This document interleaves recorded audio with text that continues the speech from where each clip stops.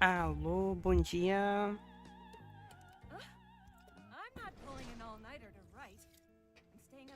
Cheguei.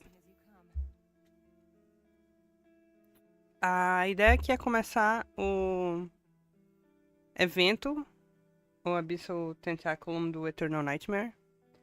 Mas antes disso, eu vou aproveitar aqui que eu acabei de soltar os avisos em rede social. Vou pegar os bônusinhos de check-in.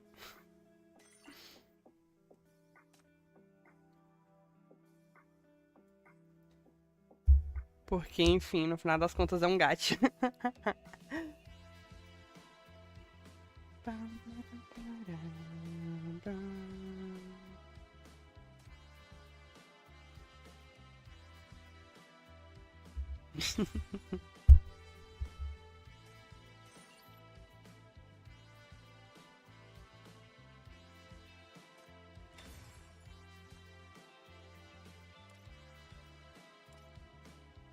Eu adoro porque as coisas de check-in falam um pouquinho da personalidade dos personagens. Inclusive, tá o controlinho. Tô jogando o jogo, não é um jogo de controle, é um jogo de tablet. Mas o avatar segura o controlinho.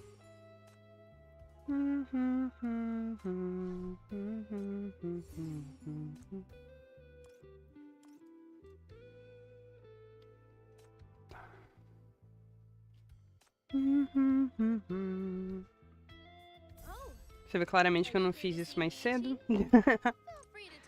Sou muito profissional, eu fazendo as coisas ao vivo.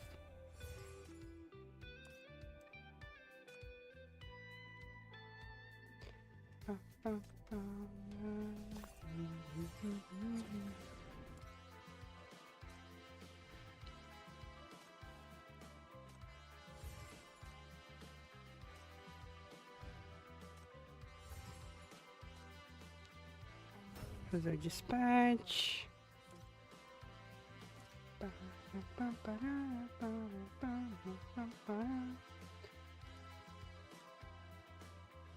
Tem um achievement.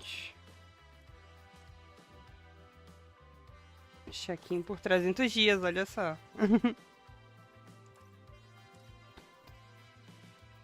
300 dias de personal wear.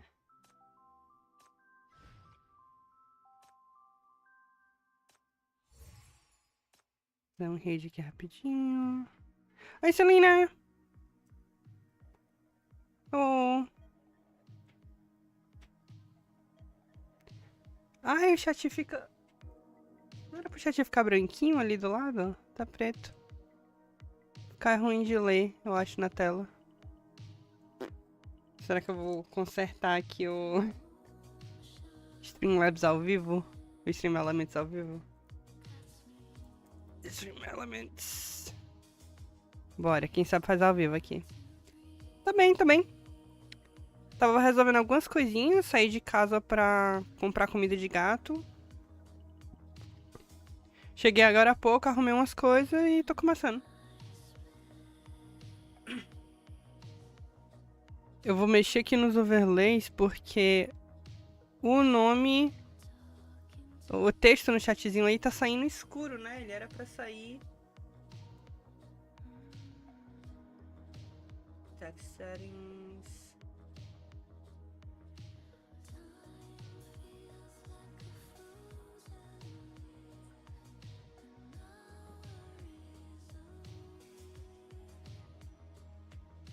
Se eu fizer assim... Manda uma mensagem aí. Pra gente ver se... Eu tenho que ajeitar a fonte. Talvez... Eu acho que eu tenho que... Pera aí, eu acho que eu tenho que relinkar a fonte aqui.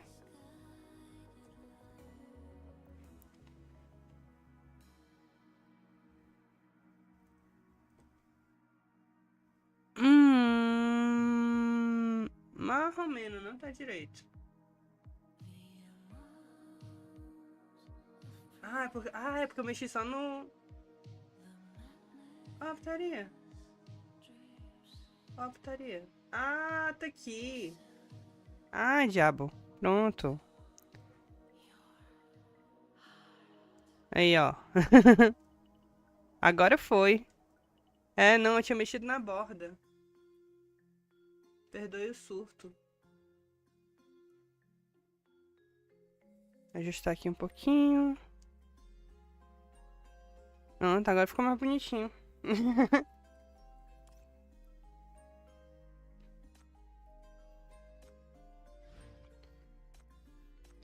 Tô fazendo aqui os check-ins diários que eu não tinha entrado no jogo mais cedo.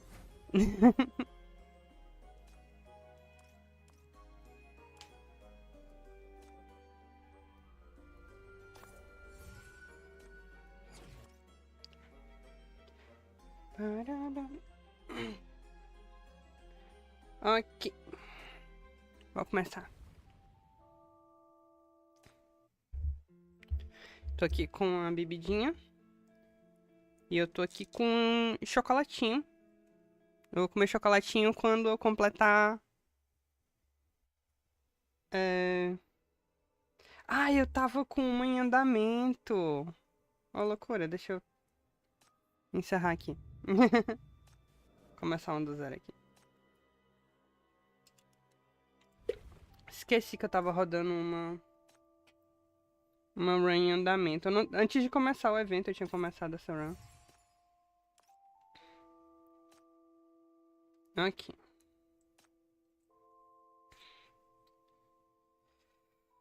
Escolher o time. Então, 90% das vezes eu uso esse. Só porque eu acho a Dreia incrivelmente confiável. Como uma DPS muito versátil. Esse aqui eu já usei antes, porque eu adoro a Ryze.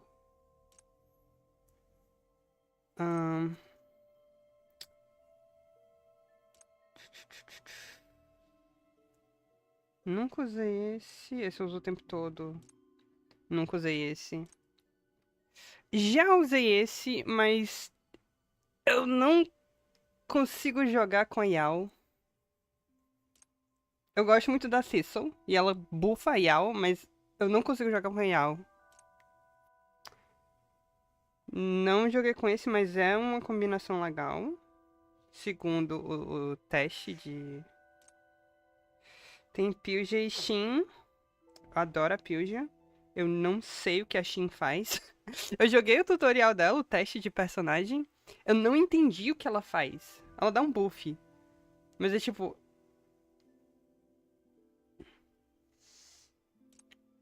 Lâmina, boa. Bianca e Sean, forte, mas sem defesa. É tipo assim, DPS incrível, defesa nenhuma.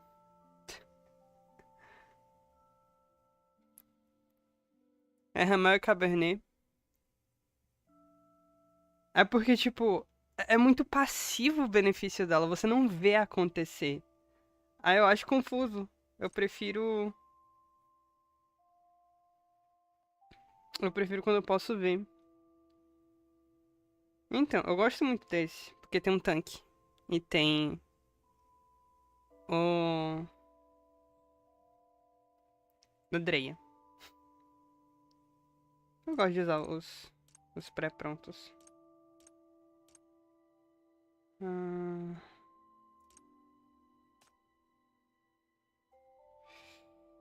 Mas. Vamos fazer o seguinte. Coquelic. Tava jogando mais com ela ultimamente. Tô achando ela bem legal.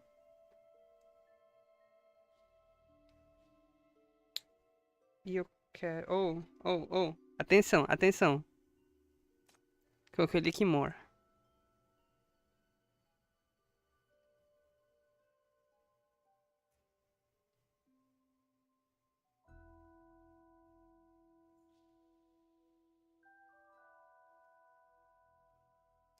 Ah. Acho que vai ser um time fácil de usar. E aí eu vejo o que eu pego no meio do caminho. E montar a estratégia a partir daí.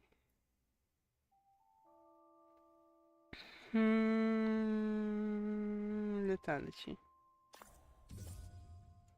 Minha mãe gostou da Cabernet e da Corin.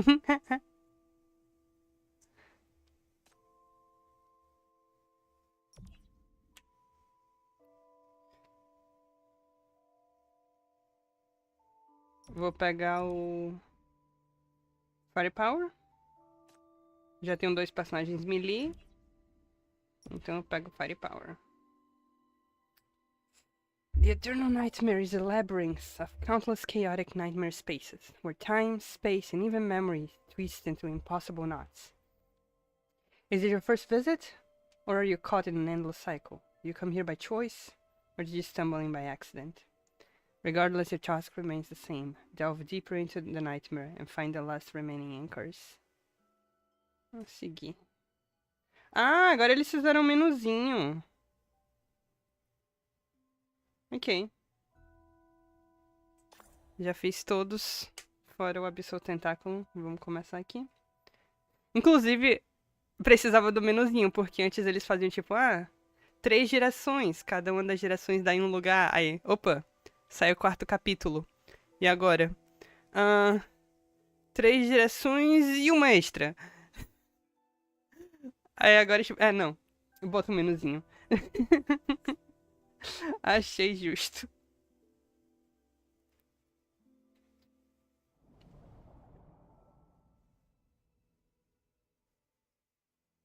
Sim.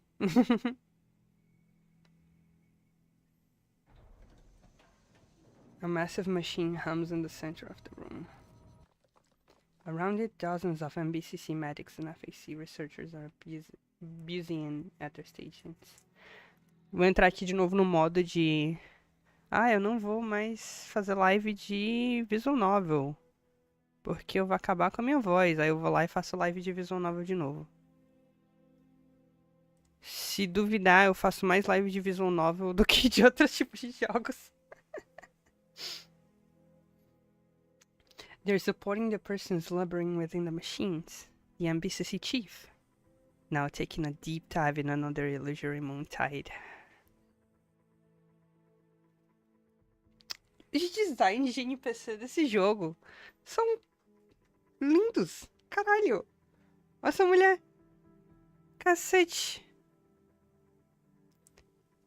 Eu fiz com a Vator. Mas também eu fiz pouca live de jogo esse último ano. De forma geral. Mas os de... Não, o de jogo de Game Boy teve um monte de visual novel. O de jogo de Game Boy teve um jogo que era só visual novel.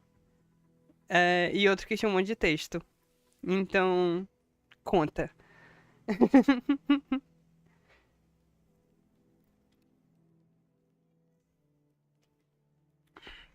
O primeiro jogo que eu joguei dos de Game Boy era uma visual novel.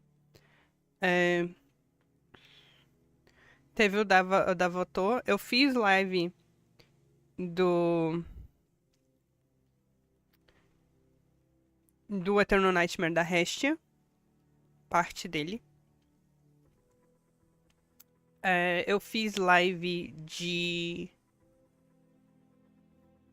do spin-off de Mais T. Mas esse eu acho que eu... Esse eu recebi uma notificação do YouTube dizendo que ele era muito erótico. Mesmo eu desligando as cenas explícitas. Eu não sei se ele ainda tá disponível, eu posso até conferir.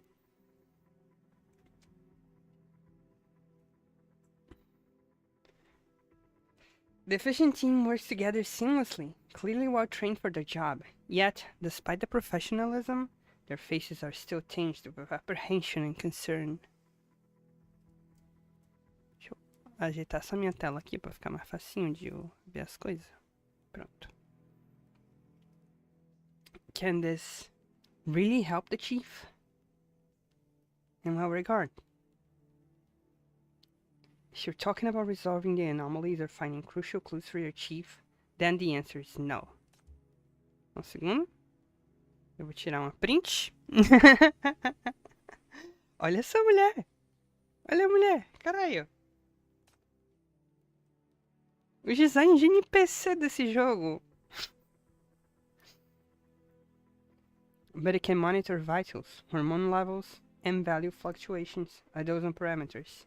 If anything spikes beyond the threshold, the embedded hypercube inhibitors will kick in and pull your chief out of the illusion. This project took 3 research teams 1 full year. The budget was astronomical. I won't claim it's foolproof, but at the very least, we've done everything in our power to minimize the risks. Tá me dizendo que, canonicamente,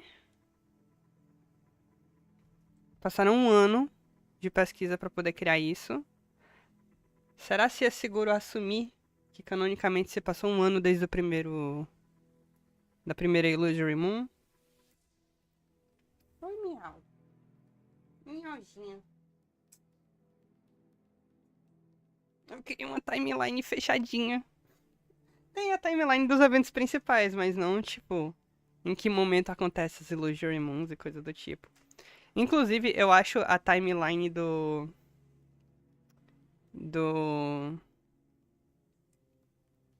da história principal meio absurda. eu já li um tanto dela, porque eu queria ver como é que eu fazia um RPG de Path to Nowhere. No próprio jogo tem a timeline da história principal. Os Eternal Nightmare não são inclusos na timeline principal. Então, não sei. Mas... tem coisas que é tipo assim, eu penso que, nossa, desse evento pra tal evento, parece que se passou bastante tempo. Talvez tenha se passado, tipo, alguns meses. Aí você olha, passa, tipo, algumas semanas no máximo. E eu fico... caralho, sério?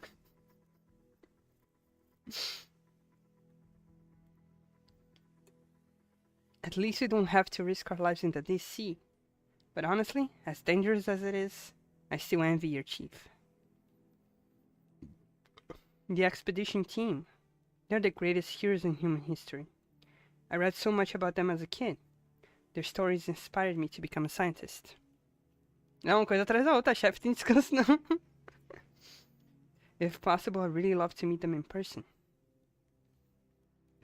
Eu quero muito ver como é que vai ficar essa história, porque eu tenho teorias sobre o Eternal Nightmare. Opa, dublada. O maior tempo de paz que a chefe teve foi quando o Joiá dela sequestraram ela. Capaz, viu? E com a dela só porque ela perdeu a memória.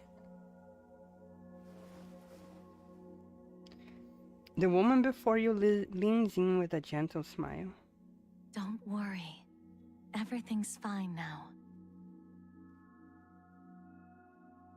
Her voice is kind and gentle.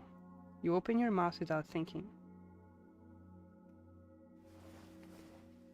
After checking your mouth, she gently brushes a hand across your cheek and parts your eyelids. No bleeding in the mucosa. All right, let's check your torso next. Don't worry, it won't hurt. Ela é uma bióloga, né? The woman takes out a stethoscope and puts it on, checking a few stray strands of hair behind her ears. She unbuttons your jacket and warms the chest piece in her palm before pressing it against your chest. The process feels slow and tedious. You don't dare move, and the people around you seem to be holding their breath. Only when she withdraws the metal probe and removes the stethoscope do you finally voice your question. Are you a doctor? No, I'm not. Compared to Banyan, I'm not even fit to be her intern. But when you spend enough time at sea, you tend to pick up a few useful skills. The woman puts her medical tools away, but her gaze never leaves you for a second, as she still wears the gentle smile. Back to you, little guide. Your body is Little healthy, guide! at least from what I can tell with the tools on board. Ok, então é seguro imaginar que depois da primeira Illusory Moon, os times começaram a trabalhar na ferramenta de monitoramento para chefe. Olha aí. Olha aí, timeline alinhando. After going through something so horrific, you're still standing here, unharmed. It's nothing short of a miracle. Upon hearing that, the hushed crowd around you erupts into a small cheer. And it's not just one miracle, Sheen. Pilja made it back in one piece, too. Pilja! Meu amor, minha querida. Levou 4 louças com a chefe dormindo sozinha no quarto com a minha monitorando ela. Né? E no Hunting Shade ela não tava nem no quarto, não. No Hunting Shade ela tava no deserto. No Damantes. Ela saiu no deserto e no meio do deserto ela foi pega na Illusory Moon. Olha meu neném, minha querida, minha bebê. You follow the crewman's finger and see a familiar figure. Her hair is still damp, but the tattered diving suit and the grotesque limb growth from your memory are gone. Meeting your gaze, Pew just smiles and waves. After all you've been through together, just one look is enough. You have no doubt this is the Puja you know. Don't worry. Pilja's in good shape. Ragnar has been treated too. He hasn't regained consciousness yet, but his vitals have stabilized. Too bad Dale didn't make it back. No one will forget their sacrifice. But we have more important things to do. Eu fico tão feliz com as histórias que são dubladas, que eu tenho que ler menos em voz alta. All collectors have been recovered and the data analyzed. Time's running out. We should start the salvage operation immediately before this title cycle ends. Eu adoro esse capacetinho. They're talking over each other, but based on their words and Purge's presence, you're fairly certain that this is a time node adjacent to the previous singularity. It's clear that they're planning a dive for some kind of salvage operation, and your heart sinks into realization. We're close to the target coordinates. Pera, eu acho que eu... Ah, não. Achei que eu tinha batido 2 vezes na tela. The woman called Shin finishes packing her tools and stands up. The noisy crowd falls silent the moment she speaks, waiting for her orders. Time node adjacent. Pois é. We stick to the plan. Vikmar and I will deploy the salvage equipment. Sigmund and Laura will stay at the Abyss entrance to assist us. Wait. This is a risky mission. Pilja, you know these waters better than anyone. If you go with Shin, we'll feel more at ease.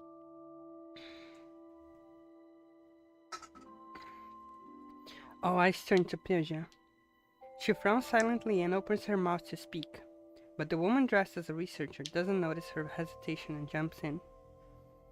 With your and Sheen's experience, I'm sure you can handle whatever comes up.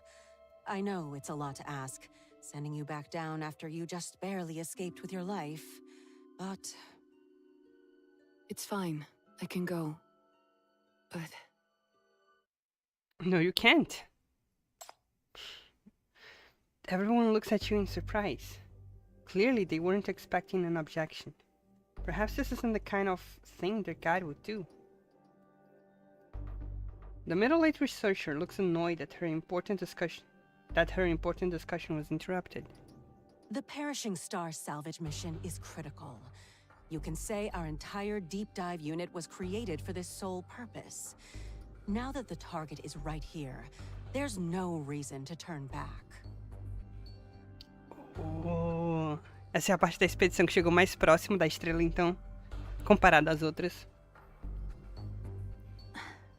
Laura. Shin raises a hand, stopping the researcher. She then turns to you and asks in the same gentle tone without any sign of impatience. Can you tell us why? Why shouldn't we go down? You can tell that she's treating you like a child. Como de costume. Noting the crew's mixed expressions, you take a deep breath. It's extremely dangerous under the sea. There's a terrifying entity in the abyss, something beyond their comprehension. It can twist the entire environment and inflict irreversible mental contamination on anything that enters its domain. I don't know how to fight it. I don't think humanity has the technology or means to deal with something like that. We only made it back alive because you glanced towards Pooja in her human form and swallowed the words in the tip of your tongue. Because we were lucky. But I don't think we'll be that lucky again.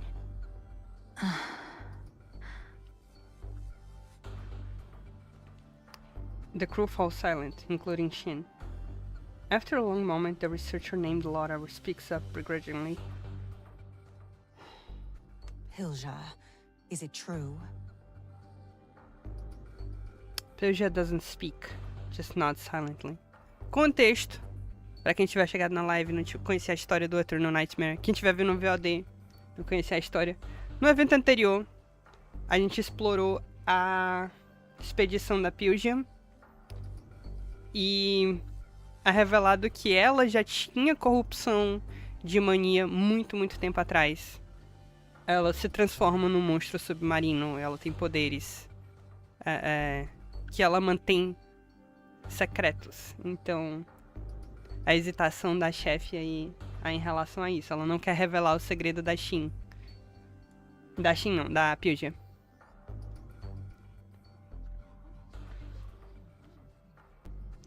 The crew stirs. Shin's eyes are downcast. Seems to be pondering the current situation.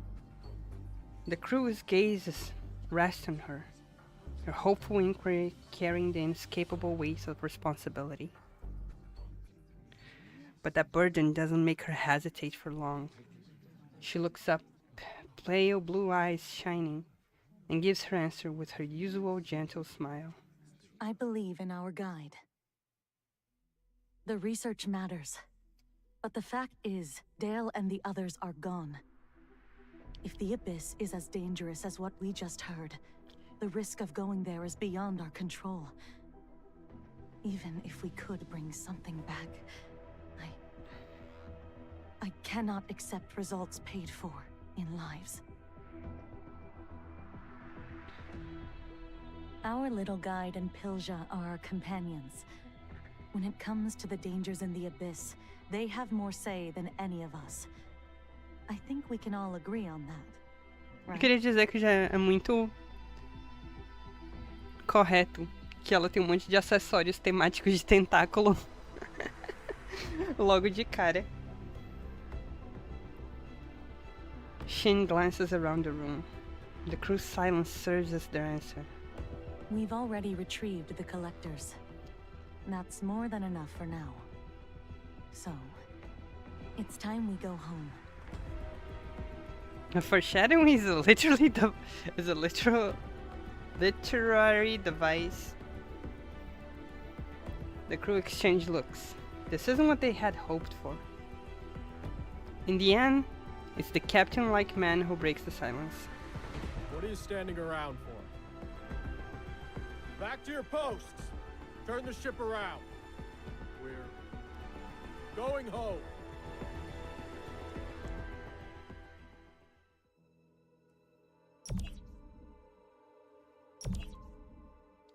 At the captain's command, the crew quickly breaks up and leaves. Only you and Shin remain. Os capacetes são ótimos. Don't you have work to do? Thanks to your reminder, there's no dive to prepare for. So no, I don't have anything urgent on my hand. You don't like my company? It's not that.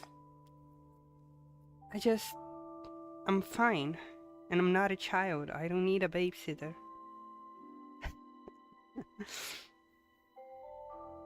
I know. You're a tough adult. I'm glad you're okay. You should get some sleep. If all goes well, we'll be back at camp by the time you wake up. No, I don't need to rest. The illusion won't let you leave that easily. Sitting around is not a wise choice. You throw off the blanket and try to sit up. Shin notices your movement and places a protective hand over the bed to prevent you from bumping your head. I'd like to look around. Is that okay? Alright. That's a good idea to meet everyone. Come with me.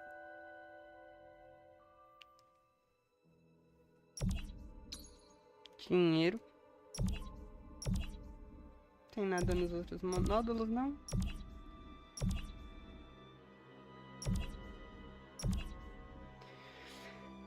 The exploration ship's layout is incredibly intricate. Without prior familiarity, it's all too easy to lose your way while navigating its maze of twisting passages and vertical shafts.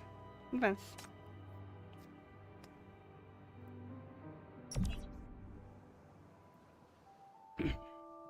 On the deck, you immediately spot Pyogia, tinkering with some diving equipment. Pyogia! You wave at Pyogia. She looks up, notices you, and waves back. How are you feeling? Is everything alright? I'm fine. Conversation feels familiar, except this time you're the one asking. Don't worry. Pyogia's in even better shape than you are. Her suit was shredded, but she came back without a single scratch. Ah, sabendo os eventos que aconteceram. É muito bom. She gave me a big fright. I checked her over many times before I was convinced enough to let her go. It's all thanks to our guide. Without her, I wouldn't have made it back. I feel well. I'm not liking the abyss, and I don't want to go back to being like that again. Pyogia, you still up there? Come give us a hand. Pyogia gives you an apologetic look. There are too many secrets between you. Too many things unsaid. But now isn't the time. Wait for me at camp. Thank you for keeping my secret. You nod at her, and she quickly disappears below deck, her steps much lighter than before. Oh, eu quero que a Pyogia seja feliz.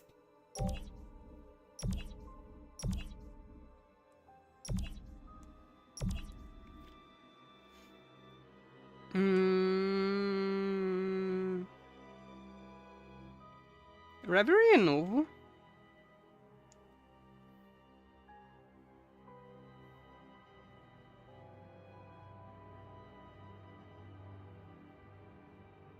Ok, interessante.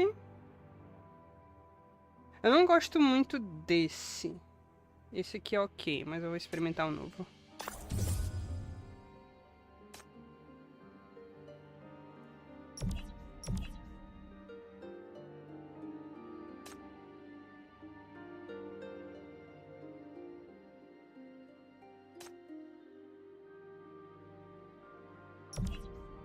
Quero passear no barco antes de continuar. The ship's passageways branch out in all directions, and Pyogia is nowhere to be seen. The captain is huddled with a tall, lanky young man, going over ship operations. How's the hull holding up? And weapons? Weapons are fine. But there's this weird noise from the engine room. I suspect a leaky pipe. I'll take a look in a bit. Hello, Shin. What brings you here? Showing our guide around. Hello there. I'm Sigmund, first mate. This is Captain Edmund.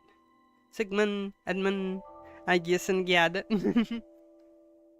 Hello. I hope I'm not interrupting anything. Not at all. Just some routine checks. We're almost done. What's this? Getting nervous in front of your mentor? Mentor? Yeah. He was one of Shin's grad students. Signed up the moment he heard about this expedition. Dragged his mom along too. That's Laura, our researcher. We'll let you get back to it. See you around, kiddo.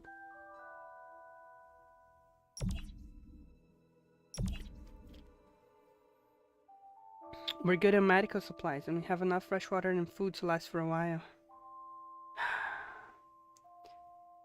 I know it's hard to give up after all the preparation, but honestly, when Shin decided to turn back, I felt relieved. I had a bad feeling about the trip from the start. But we were so close. Oh, there you are, Shin. First time I've seen Shin with a kid. You two look like mother and daughter. This is Professor Laura, my senior colleague from the university. Thanks to her, we've made a lot of headway in marine research in the Forbidden Zone. And this is Reed.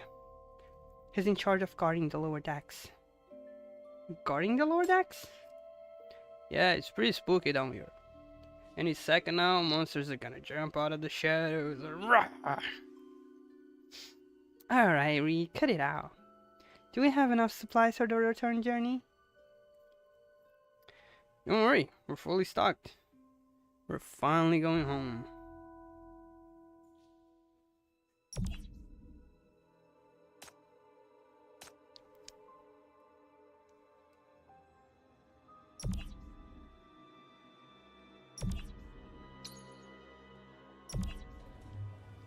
In the wheelhouse, you see a lean young man hunched over the controls, absorbed in his work.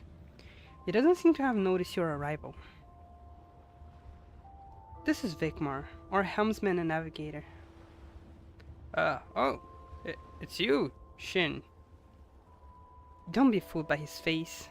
Não consigo ver o rosto dele. He's top of his class at the Maritime Academy, and a veteran with 10 years of experience piloting large cargo ships. Yuki! Welcome, Rookie Art. Bem-vinde!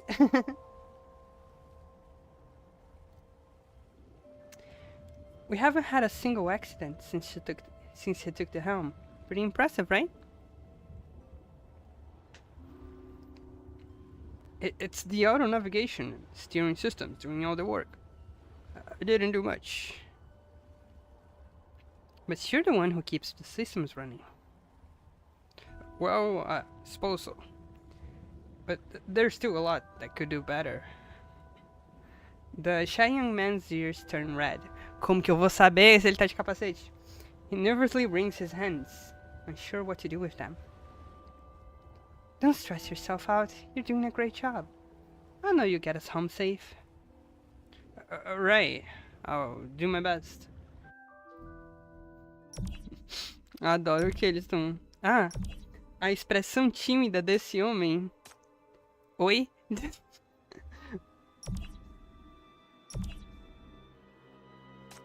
Vamos ver o resto do navio.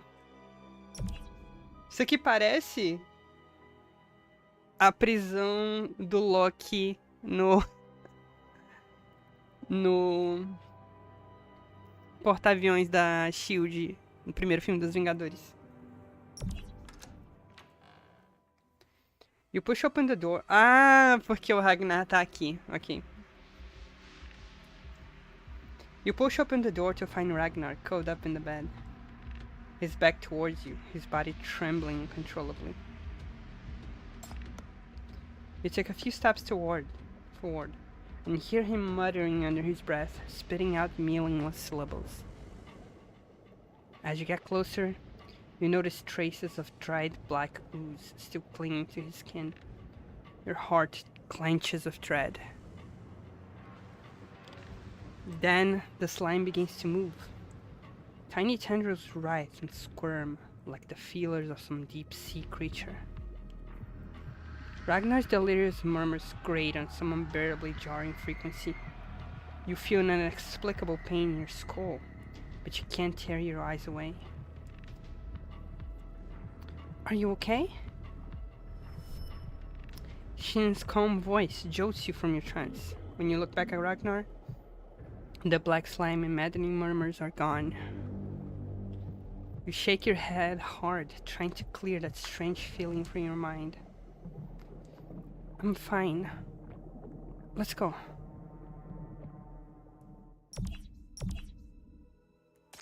Ok.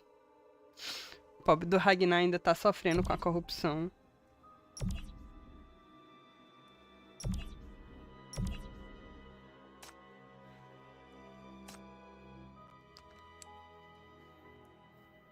Ok. Acho que foi todo mundo. Vamos seguir em frente. The boundless ocean stretches before you, where a silent storm churns in the horizon, heavy with ominous presence. You've decided to abandon this salvage mission. Now, only one objective remains. Return to port alive. É, tecnicamente é corrupção de mania.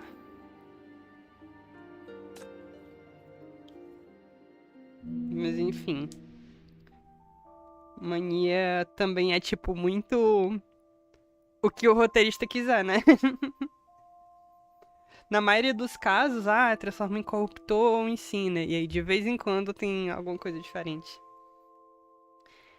You and Shin complete your tour and return to the deck. Beyond the rails, there's nothing but the grey sky and sea. The ship charges forward at full speed. A briny ocean wind whips at your face, but does nothing to dispel the gloom waiting on your heart. Still thinking about Ragnar? No. Rather than worrying about Ragnar, you're more affected by the stress of the illusion itself. You've been through this several times now. Even with no immediate danger, your nerves remain on edge. Não sei nada do jogo, mas demos os designs mascarados. Os designs desse jogo são incríveis. Os NPCs... Volta e outra aparecem uns NPCs que você só fica tipo... Como assim a equipe de arte se dedicou tanto pra isso ser um NPC? Isso aqui é um modo secundário da história, que ele é basicamente uma história contida, em que a chefe, a protagonista, ela mergulha nesse fenômeno em que ela vê as memórias de uma expedição do passado. E esse aqui é o 5º capítulo dessa expedição, que é para investigar esse fenômeno que causou a catástrofe do mundo, e tem corrupção, e monstros, e diaba 4. E é basicamente isso. Oh, right. I introduced you to everyone on the ship, but I never got to introduce myself. I'm Sheen, the oceanographer of the expedition and the acting ship doctor for now. If we're short on hands, I can also handle the helm and navigation. Ela é oceanógrafa. Eu chutei bióloga. Quase. Perto. Todo mundo é cientista. Menos a Hash. Ela é a única da expedição que não é um cientista em algum nível. Até agora. A Pilge não é um cientista. Your brief time together has given you an initial impression of Shin.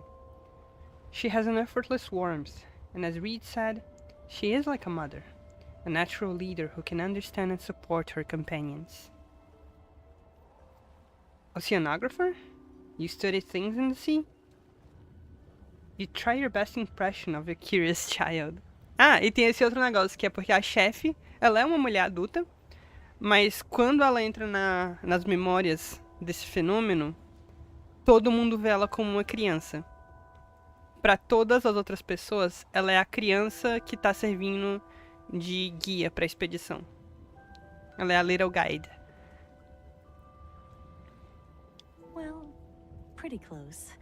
I study marine life that began mutating after the perishing star. É porque a Hestia ia servir de guia pro povo naquela área florestal, né? Porque ela era local e tal, e todo mundo via ela como uma pessoa de influência e autoridade local por causa da cultura religiosa. Ela se juntou à expedição por ser uma local.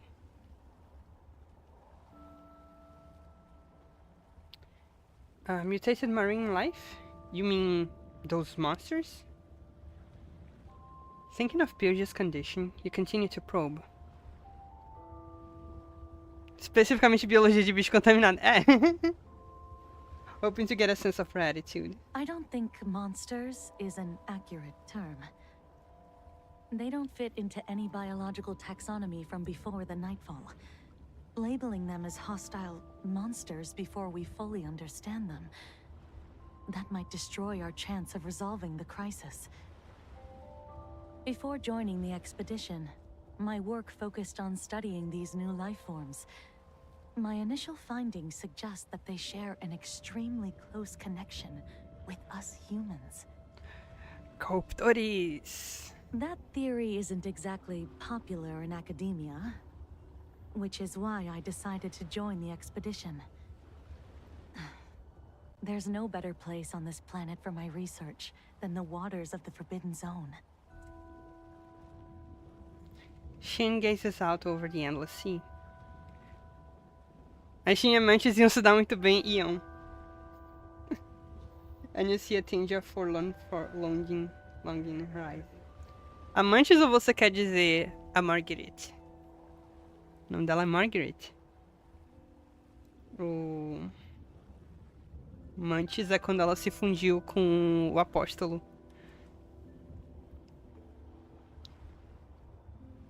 I'm sorry for cutting off your research like this. No, you don't need to apologize. You saved Pilja. You're probably saving the rest of us too. As long as we're alive, our research can continue at any time. Patience and caution are the two things we can't afford to forget right now. And in that regard, you did great. Once we get back and analyze the data from the collectors, perhaps we can start another... Sheen, something's wrong. The wheelhouse. Óbvio que ia acontecer merda. A sudden crackle from the radio cuts your conversation short. The message is garbled, broken by harsh static, but you can still make out the sound of ragged, desperate gasps. Vigmar? Navigation! The signal's jammed. I can't hear you. Stay calm. I'm on my way. His voice is drowned out by static. Shin clips the radio back to her waist without switching it off and wrenches open the door to the We'll cabins. have to continue our chat later. Now back to the wheelhouse. You nod and hurry after her. Ok, começamos a segunda fase. Eu vou comer um chocolate. Tô aqui com chocolatinhos. Cada fase eu tenho direito a um chocolate.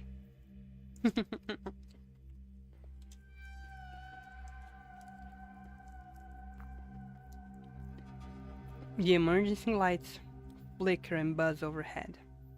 You race through the corridor, footsteps hammering a frantic rhythm against the metal floor. But soon, you feel your steps grow sluggish. What starts as a faint tug quickly becomes a struggle, as if you're trudging through a heavy marsh. Every step requires tremendous effort. The thick, damp air is mixed with a faint, foul odor that invades your lungs with every quickening breath.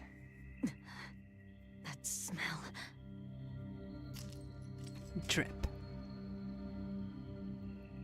Something wet and sticky drips from the ceiling onto your head, mingling with the sweat on your forehead as it trickles down to your brow. The stench hits you full force. The reek of rotting fish, concentrated several times over. Someone steadies you just in time and wipes the filth from your forehead with a sleeve. You look up into Shin's concerned eyes. We need to hurry. It's left by a crawling deep-sea creature. Something's already gotten inside the ship. Sure.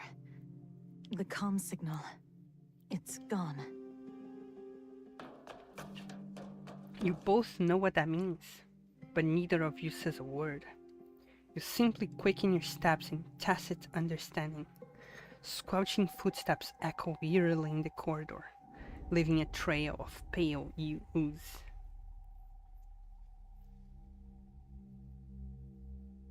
The door of the wheelhouse is spattered with sticky globs of gunk.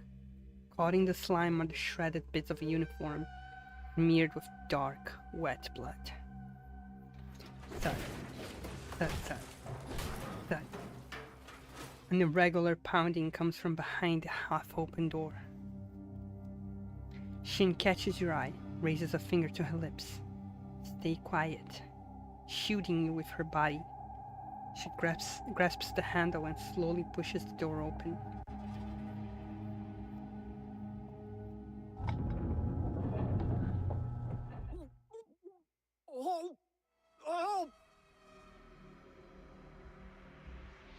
Caralho, começou. Captain Edmund is half collapsed beside the console, his upper body strangled by a gelatinous creature. Thick slime smothers his mouth and nose as he desperately swings a wrench, trying to knock away the rhythm mask gripping his face. On the other side, Vikmar is slumped over, his helmet cracked. A shattered comms device lies in pieces near his hand. O Vigmar já pode estar morto, então eu vou pro capitão. She immediately understands. She moves to Vigmar's side to ensure he's safe from further harm. Ok, ela foi pro Vigmar. You rush to the captain, grab the wrench from his hand and bring it down hard to the mask, crushing his chest. The mask convulses and a thick, tar-like substance spurts from the gash. Seizing the moment it loosens its grip, you grit your teeth and yank the thing off the captain's face, flinging it against the wall. It splats into indescribable pulp and slides down the wall before lying still in a puddle of its own ooze.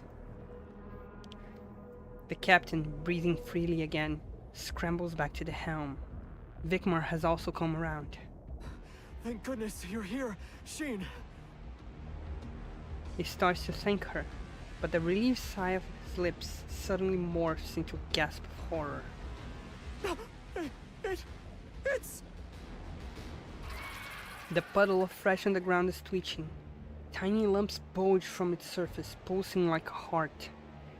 In the center of the mass, a new maw is taking shape.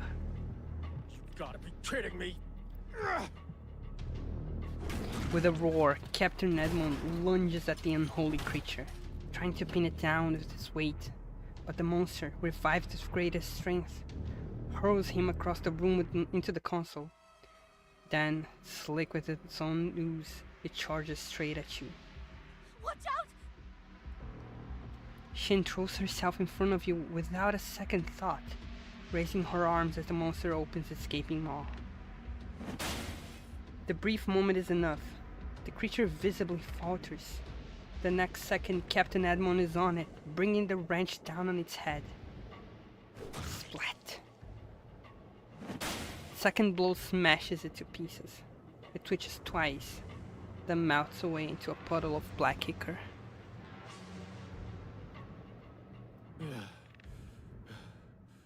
Are you alright? I'm fine. How about you? Are you okay? I'm fine, thank you, Shin. I just stare at the puddle on the ground. A dual ringing fills your ears.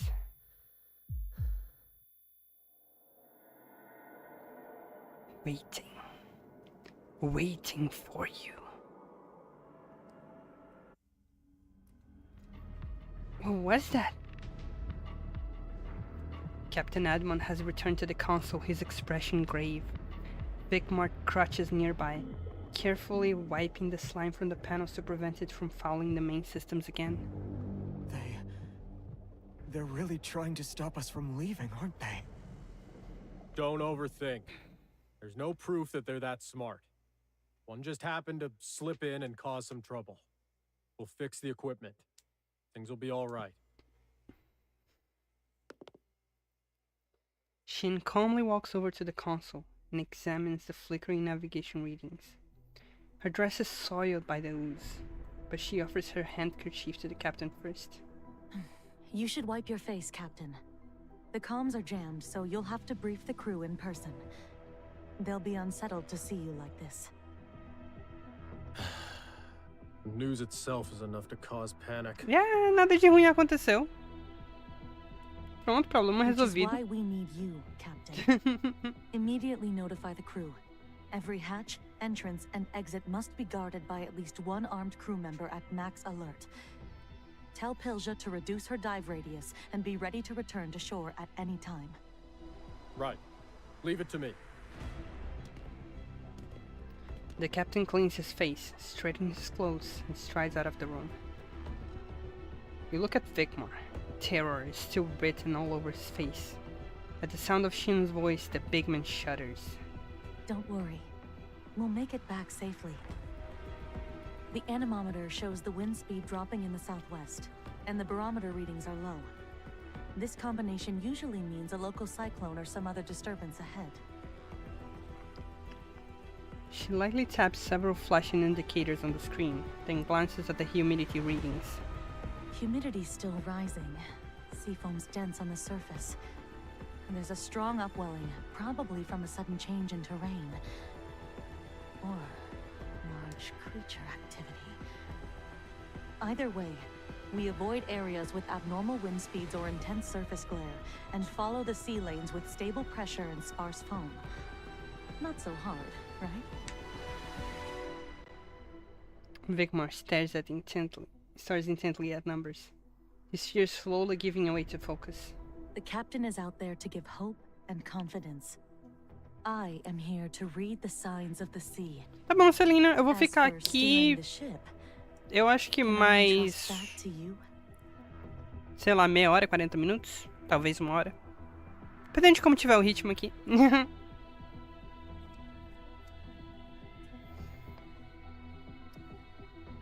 Vicmar stares at Shin's hands. These hands, used to flipping through research papers, had just fought a vicious battle. Now with these reassuring hands, she's entrusting him with the helm. He thinks for a moment, then nods firmly. I can't promise I won't make any mistakes, but I'll give it my all. Don't worry. As long as we're at sea, there are innumerable ways to reach our destination. Instruments are just aids. What matters most is experience and... Locked in nas commissions só de zoio. Feliz em fazer companhia. shut eyes.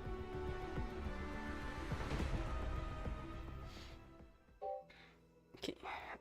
Pressão aumenta. Vai usar a mesma mecânica de pressão do capítulo da Fuji. Gaze. Gaze. There's no room for two in the crow's nest. Finn stays below, watching as you climb up alone.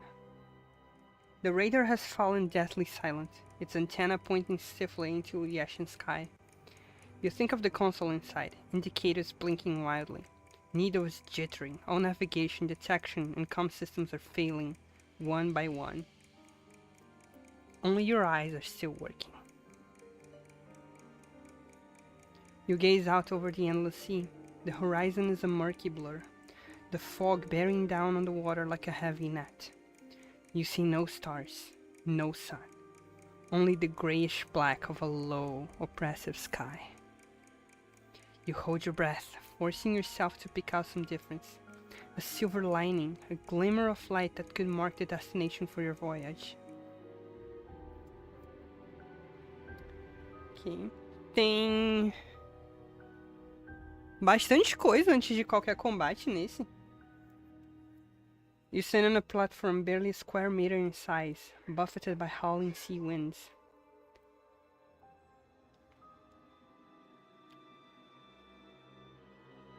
How are you? I just started the game tonight. Could I return to this event story later? Yes. The Eternal Nightmare stories, they are all available at all times. So you can just, play the main story and then go and do them as you would like. This is the 5th chapter of the Eternal Nightmare. So it's like, you can do all of them in order. It's recommended, and you have like the whole story, as a side, always available to do. So, yeah.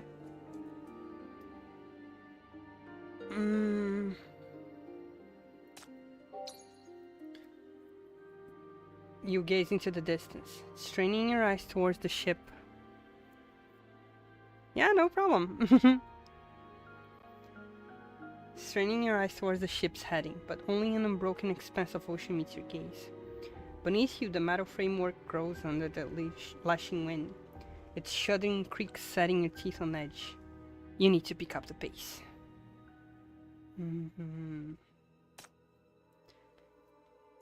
Tears sting your eyes as the sea wind lashes your face.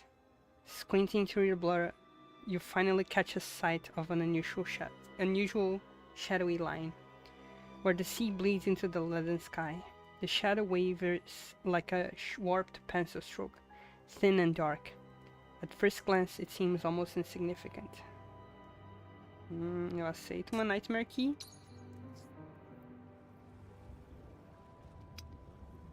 Time seems to stretch on. Sweat trickles down your spine. Your knuckles turn white from clenching too hard, and your shoulders ache from prolonged tension. Then you see it. The true form of a distant shadow, a patch of water that undulates gently against the current, surrounded by waves going a different way. It must be land. You look down in excitement, eager to share the good news with Shin in the deck below, when a strange dizziness suddenly crashes over you.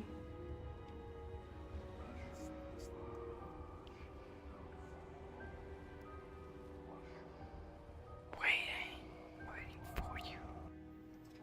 Your vision begins to distort. You blink hard, trying to stay sober. But in the corner of your eye, that patch of water slowly splits open. You see something slowly emerging from the rift. It is one with the sea. Its form indescribable, its size unknowable. You can only instinctively feel that it has its countless twisted limbs and chaotic, disordered eyes. The land on the horizon is completely obscured. All you see is the ancient, colossal being, looming with a nameless malice, moving, coming for you, eroding your very consciousness.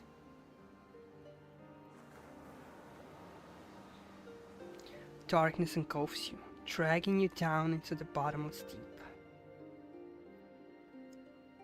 Ooh.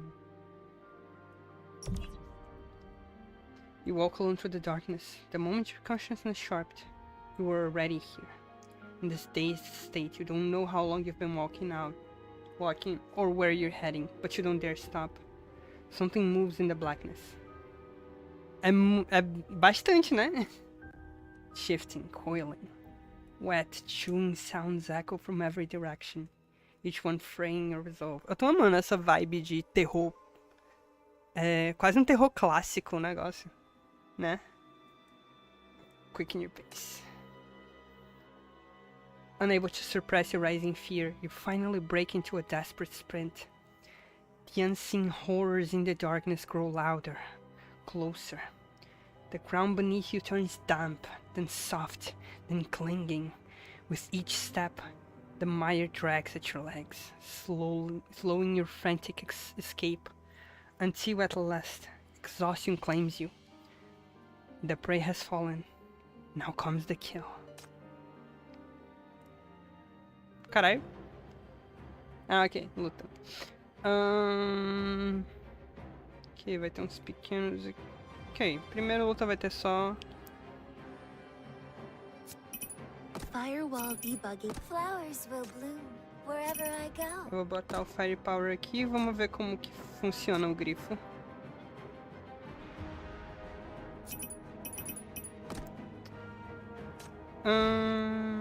De costume. Não, vou pegar esse aqui. Vai aqui.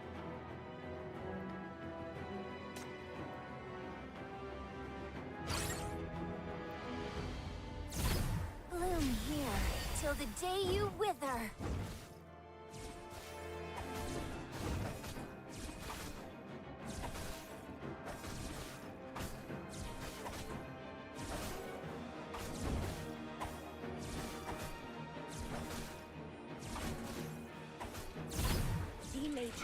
Activate.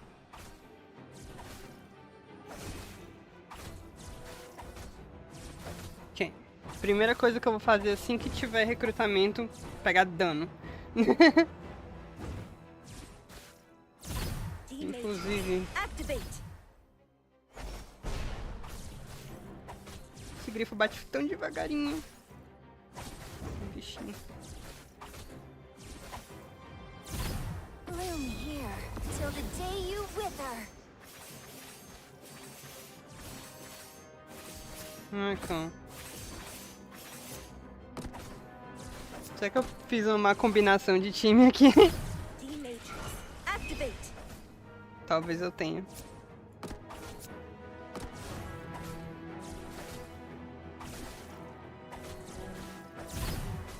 D-Matrix, activate. É. Ele é Tower Defense. Estilo Tower Defense aqui. The splash of petals is incomparably gorgeous.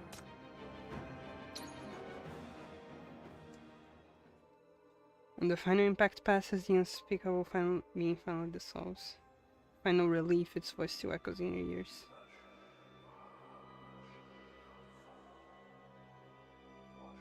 Your name was carved in the deep long ago. Shut up! Your name was carved in the deep long ago. Minhas teorias batendo. You cover your ears and scream. A ringing fills your ears, and then everything falls silent. You look up in disbelief. In the distant fog, a ship is floating peacefully. Its outline is blurred and tattered, yet its shadow seems strangely real, almost familiar. You want to tell Shin, but only then you do realize you're no longer on the radar platform. Like the ship, you're floating above a dark land. The ocean breeze brushes past vaguely, carrying the faint scent of brine. You've been through this before. In an illusion like this, there's only one choice to make.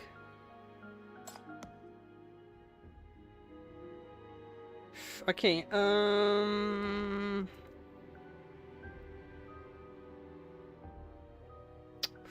Focus. Qual que ele que vai gostar de attack speed? Recruit, ok, perfeito. Welcome, Dan Satter. Welcome. Thanks for the subscription. Eu tenho a Nightmare aqui. Vamos pegar alguém de rank S.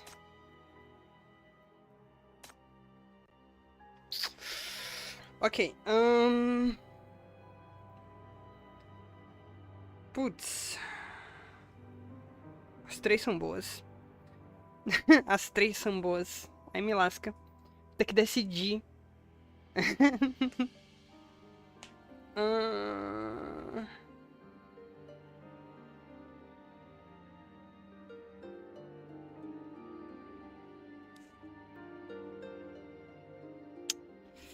Langley. Handcuffing your own boss. You've got balls. Come on then. A Langley é provavelmente a minha personagem mais usada no modo de jogo normal. Então eu tenho experiência com ela. You walk around through the darkness toward the blurred silhouette of the ship. Faint glimmers flicker on the fog, brief, trembling, before the encroaching darkness swallows them whole. Perhaps these fragile specks of light hold the key to your escape. You reach out to touch the light. Sim, ela é empatada com a MP, tem o maior alcance de ataque, que é maravilhoso. E ela tem dano muito consistente, o dano dela é muito consistente. A ult dela é fácil de usar. You reach out to touch the light and warmth seeps into your fingertips, spreading slowly through your body. The heat is intoxicating. You crave more, desperate to lose yourself in it. They're yours, all yours. Then a sharp pain pierces your earlobe, snapping you back to reality. Try to resist. The sharp sting in your earlobe is the only tether left to your crumbling sanity. A cold sweat erupts across your skin as nausea twists your gut. That light, it almost had you. Having endured endless chaos, you press forward through the darkness. You can see the ship clearly now. seems to have been drifting here for an eternity. The hull is worn and stained with rust. A broken mast sways noiselessly, and a signal flag hangs limply from its pole.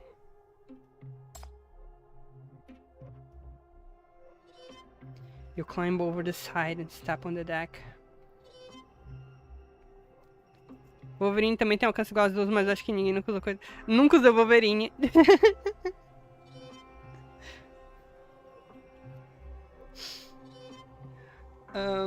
The rust still groans beneath your feet. Your arrival seems to have roused something. Faint sounds can be heard from somewhere deep within a cabin. Human voices. Broken whispers, like a group of people huddled together, talking in a hidden corner. You hold your breath and slowly creep towards the voices. Their words become clearer.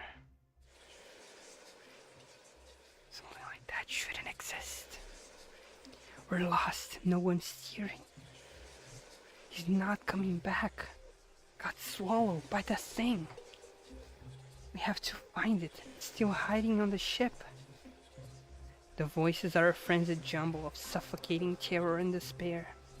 You hear ragged breathing, quiet prayers, and what sounds like muffled sobs. But the strange thing is,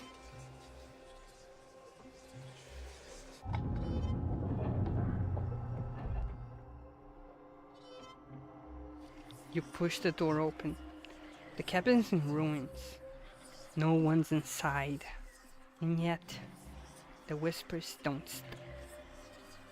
In your ears, above your head, under your feet, everywhere at once. Yet nowhere to be found. Quiet! Don't let it hear us. We can't keep hiding. We have to fight back. Kill it, or we'll be next. It's too late. This is its lair. The cold wind gushes in through the shattered portholes, sweeping through the ship's hollow husk. It carries that familiar salty stench, and with it, one final warning. Run! Get out of here!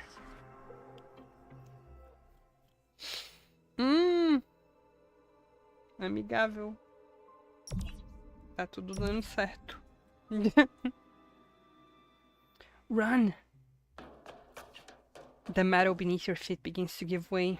Fog swarms in from all sides, and you can barely see a thing. Run! You get your bearings as best as you can, then dash out of the cabin and start sprinting in the direction of the shadow from your memory. 40 degrees west by southwest, I'm sure of it. The shadow I saw, it was land. The place the malice didn't want us to reach. Shadowy figures keep emerging in the fog ahead, but you don't slow down. You shut your eyes and plunge headfirst into the fog, forcing yourself to keep running. Land. The land is ahead. The air you drag into your lungs grows cold. A chill spreads from the soles of your feet to the base of your skull. A low hum, a drone of whispers begins to buzz in your ears. You feel something slithering around your arms and ankles, trying to hold you back. You don't even look. You picture only the foggy sea from your memory, clinging to the image like a lifeline and refusing to let go. But the mental corruption gets worse. The fog seeps into you with every breath. Whispers drone in your ears, drowning you like incessant tides. More and more shadows coil around your body, bogging you down. You begin to stumble, your movements getting sluggish. The location of the land blurs in your mind. Just as you're about to lose control completely, a familiar, steady voice cuts through the noise. Wake up!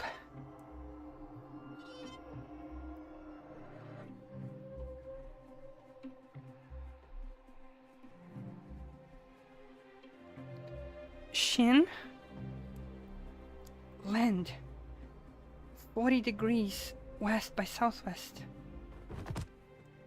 Summoning your last bit of strength, you look at the person before you and take a step in her direction. Then your knees give out and you crash heavily to the ground.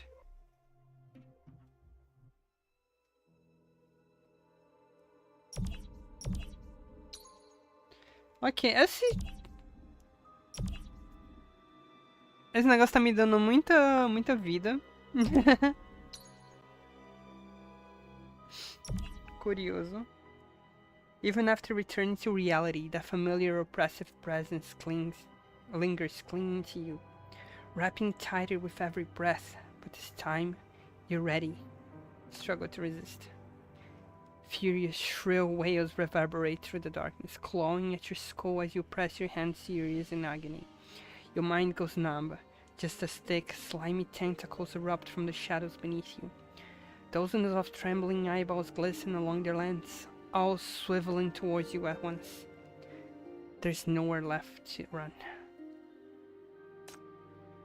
A sala do chefe cheia de munição e vida. Ok, vamos lá.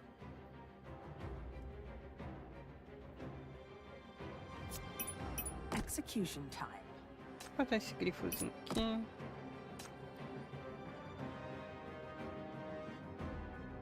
Vai ter um grandão ali. Ok. Eu vou fazer o seguinte.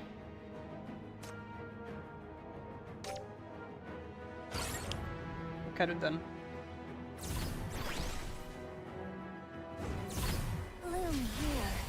Tem a coquelique aqui pra isso.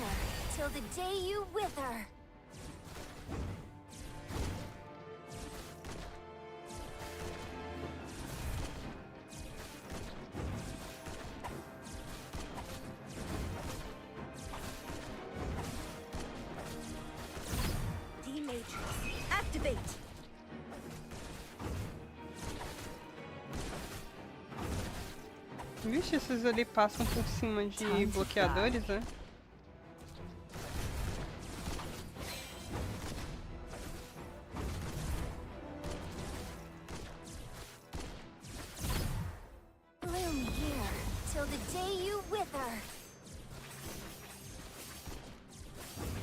Vixe. Ah não, eu vou levar aquele dano ali. Tem muito passando aqui em cima. Eu vou ter que botar a coquelique ali. É isso. Time to die. Menino, que lute aqui, viu?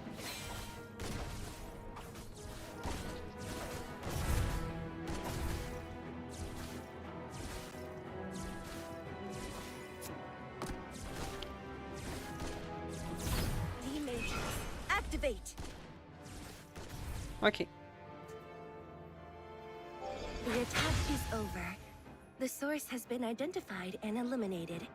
Chief, we did it.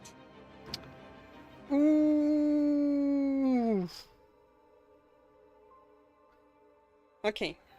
É a Dreia ou a Field? A Field, é um dos dois. É a Dreia. É a Dreia porque a Langley dá buff pra cada reticle que eu tiver. Então eu quero outra reticle.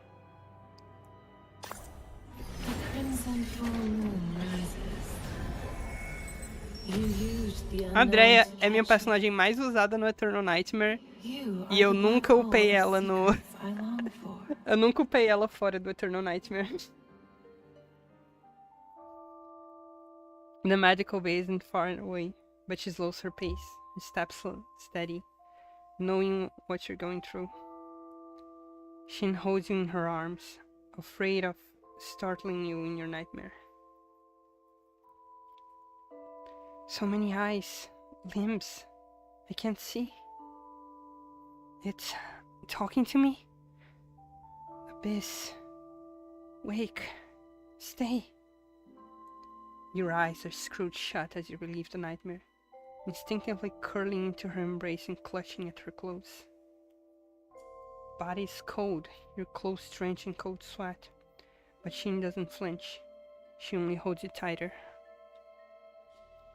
You feel yourself sinking into a warm, soft embrace in the darkness. The hands supporting your shoulders pat you gently, calming you down. It's okay now. You did well. She stops outside the medical bay. In the empty corridor, she buries her face against your frail shoulder and takes a deep breath. You feel something wet land in your cheek. You can't tell if it's rain, water, or a tear. A tear. A tear. You made it. Very well. Opa! Nightmare Shop. Aceito. Vamos lá, me dá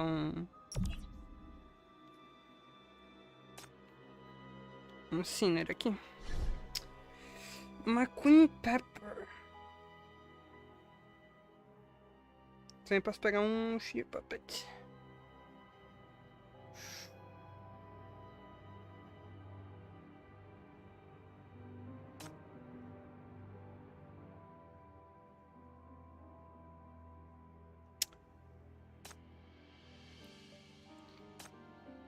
Vou pegar esse e vou pegar... Eu nunca usei Macuin no Eternal Nightmare. Eu posso pegar Pepper pra combar com o Life Loss da Dreia. Ou eu posso pegar Macuin. Eu vou pegar Pepper. Let me go! Let me go! I'm the biggest rascal of this city! You can't capture me! Vamos tentar combar os bonecos. Hallucinations waltz with screams across your vision, while a searing hunger claws its way from the depths of your soul. Trocaram a tradução? Trocaram? Eu nem percebi. Olha aí. Justo.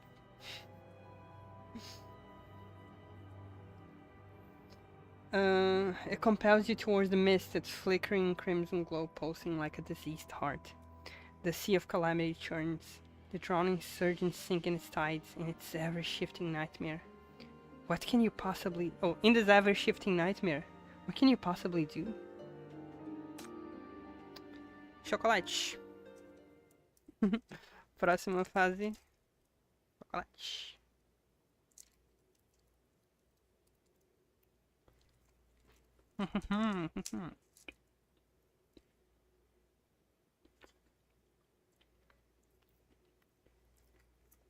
E uma aguinha para hidratar a garganta.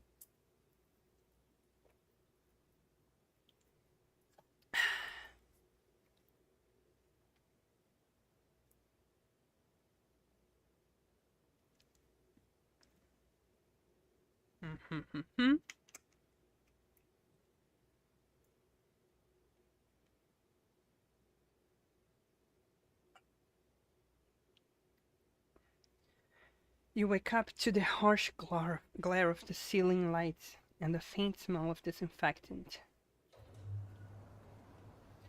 The medical bay is quiet, save for the low hum of equipment and the distant sound of sea wind against the portholes, reminding you that you're back in reality.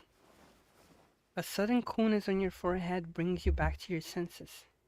Someone is dabbing away your sweat with a towel, their touch slow and gentle. Not yet used to the cabin's temperature, you turn your head stiffly to look at the person beside you. Stiffly. You're awake. I checked you over. Everything looks fine. You probably fainted due to psychological and mental stress. But I'm not a real ship doctor.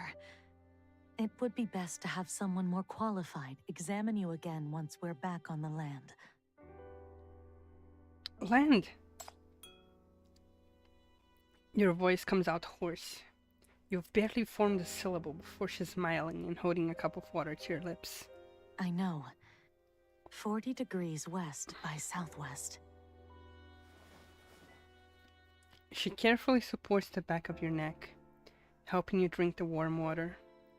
Feeling a little embarrassed, you look away. I can manage on my own. I almost forgot.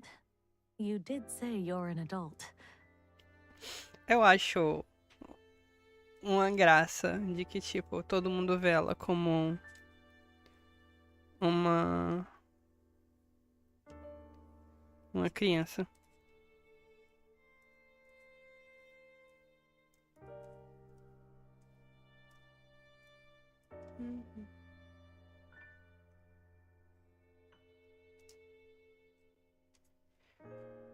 Um segundo.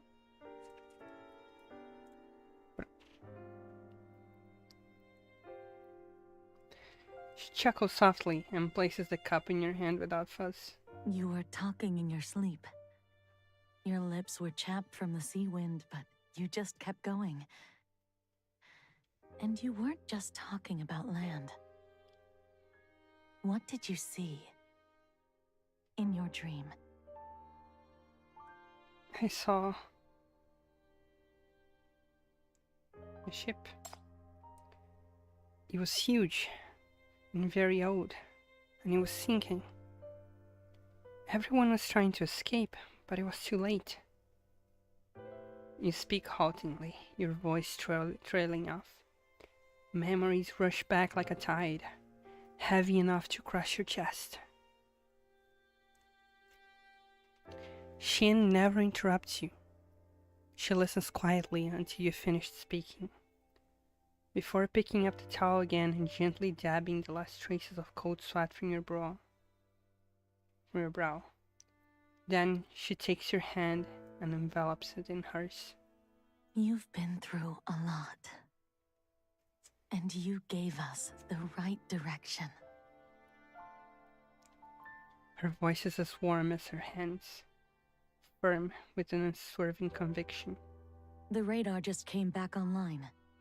Based on my earlier analysis of currents, pressure, and refraction, there is unusual terrain 40 degrees west by southwest. The currents there are stable, with minimal temperature shifts. It's our best chance for survival. Hearing her speak with such calm confidence, you quietly let out a sigh of relief and feel your nerves ease just a little. She notices your tension. She leans in close, so her eyes are level with yours, and speaks in a quiet voice. You held on until the very last moment. You remembered the direction. You even faced off the corruption. You're very brave. This isn't the tone one uses to comfort a child. There's no exaggeration, no perfunctory praise. Every word is slow and earnest. She's showing you genuine acknowledgement. You give her hand a gentle squeeze to let her know you're alright. In the gentle scent of disinfectant and sea breeze, the air feels peaceful and serene. But the next second, the entire medical bay lurches. The ceiling jolts and the light swings violently. Medicine cabinets and equipment racks tumble to the floor with a deafening crash. The tremor comes from the bottom of the hole, as if something enormous just rammed into the vessel. Shin springs to her feet, scanning the room with vigilant eyes before opening the medical bay door. A fragmented broadcast crackles over the PA system. You hear Vickman's terrified cry. Vickmars. Something's wrong! In the wheelhouse! There's something in here! The broadcast breaks off abruptly, snapped by some invisible force. Only the jarring static echoes through every cabin. Shin turns to look at you in the cot. You're conscious, but you haven't recovered enough strength to face the sudden crisis alone. She doesn't hesitate long. Stay close to me. Can you do that?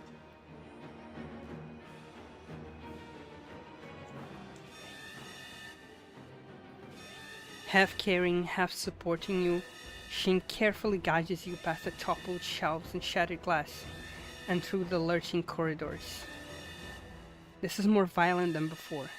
The walls groan in agony with each shudder of the hull, the entire vessel straining against some unseen force that threatens to tear it apart.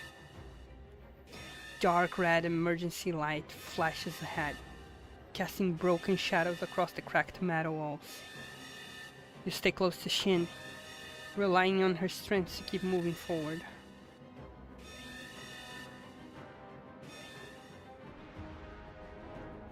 The captain and several crew members have already gathered outside the wheelhouse. Vicmar! Can you open the door? Vicmar!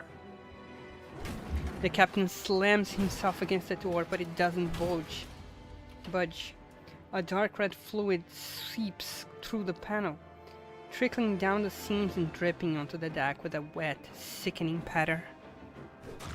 The door, corroded by the ooze and warped by the force, has turned the wheelhouse into a chamber of despair.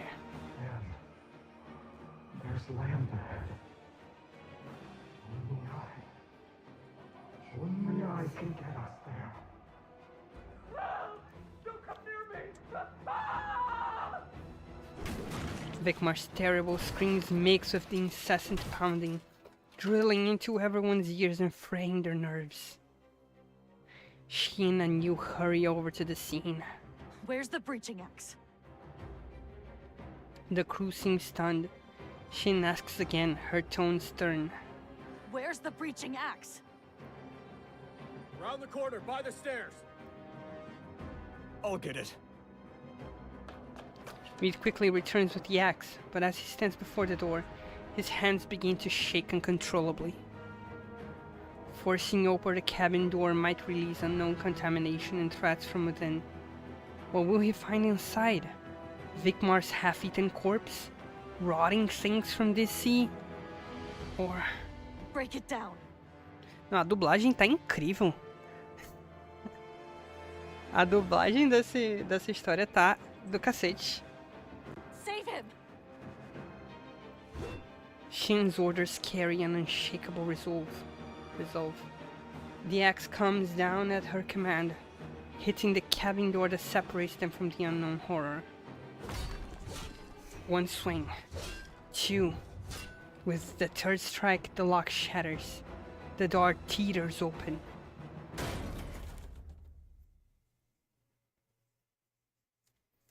The panel crashes to the floor. There's no one inside. Caralho! Warning. Vessel has deviated from course. Warning. Obstacle 20 meters ahead. Final warning. Impact in 10 seconds. 10. 9. 8. The shrill alarm echoes in the empty room, but somehow the only thing you can hear is the frantic spinning of the ship's helm.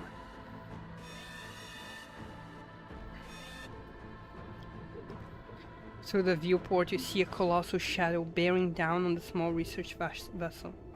Is it an iceberg? Or a reef? No, it can't be. Because it's moving. Watch out! Brace yourselves!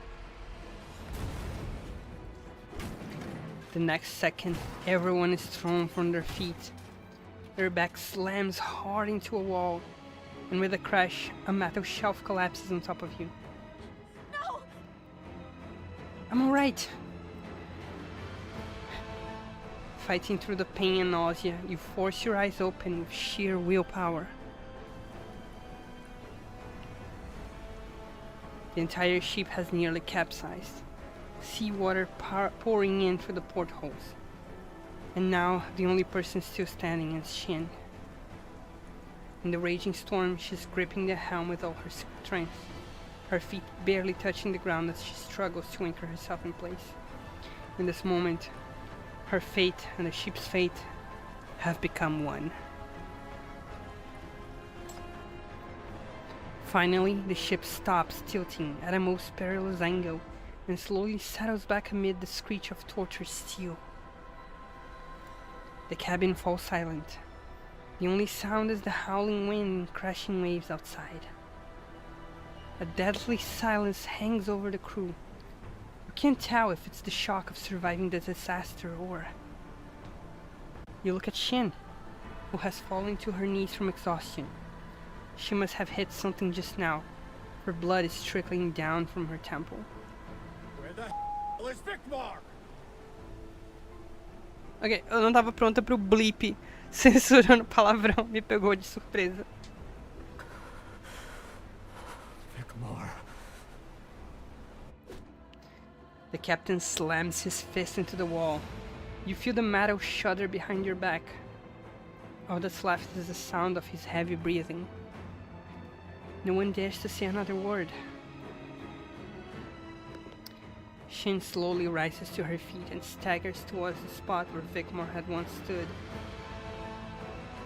Only a puddle of thick black ichor remains, pulled around the tattered pieces of his uniform. Ela pode falar palavrão. Slowly, she sinks to her knees, drenching the hem of her dress in the black ichor. But she's not done. She reaches her hands into the puddle as well, the char-like liquid dripping from her pale fingers.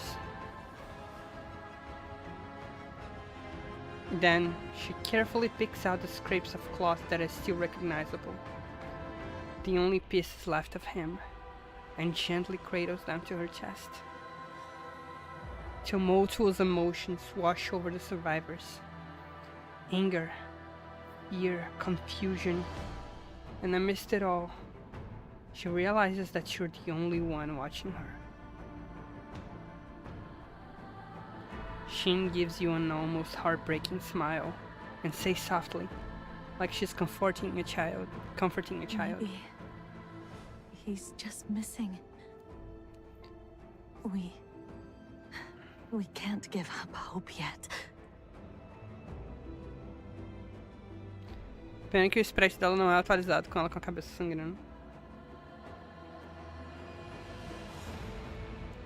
É, tem um limite do tanto de variações de sprite que dá pra fazer.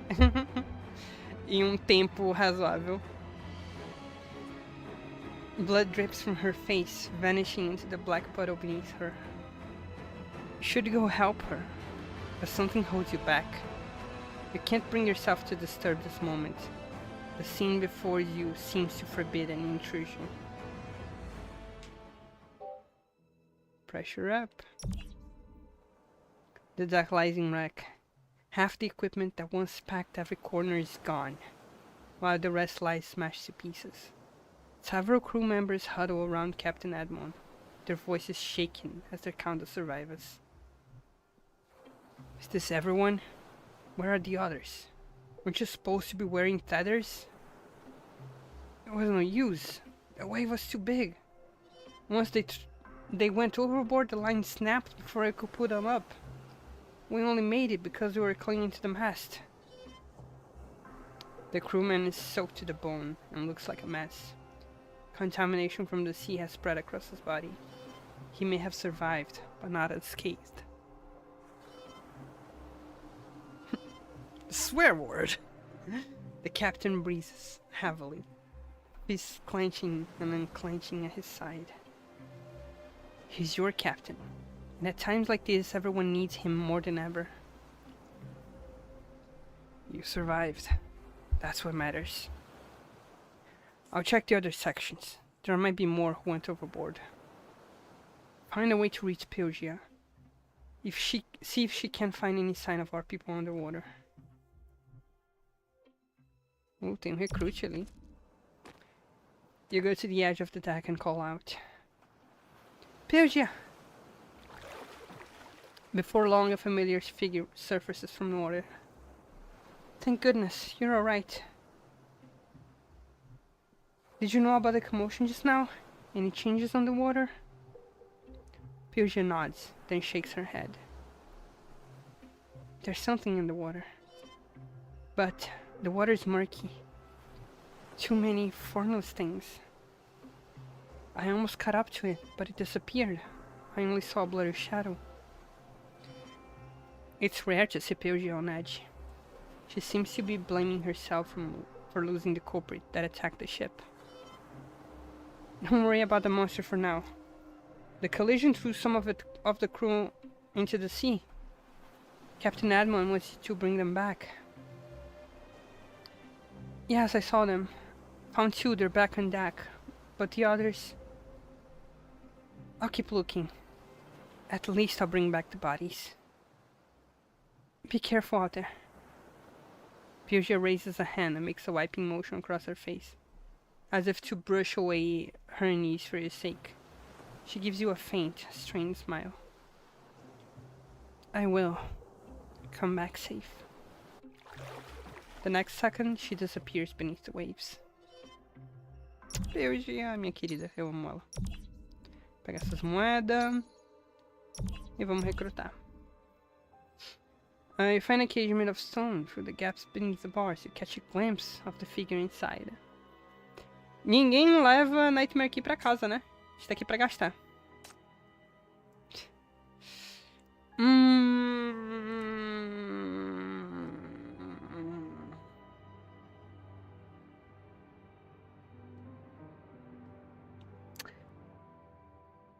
Eu nunca usei pra valer nenhuma das 3.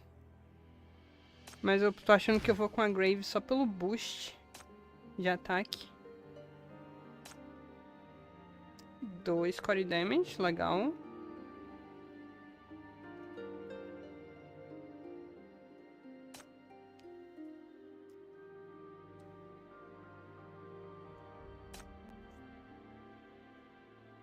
Né? Eu acho divertido usar as opções que eu tenho. Eu acho parte da graça. Não gosto de dar reroll. Vou pegar Graves. The vow has been made. From now on, we are partners. Eu aceito o boost de ataque pra geral ali.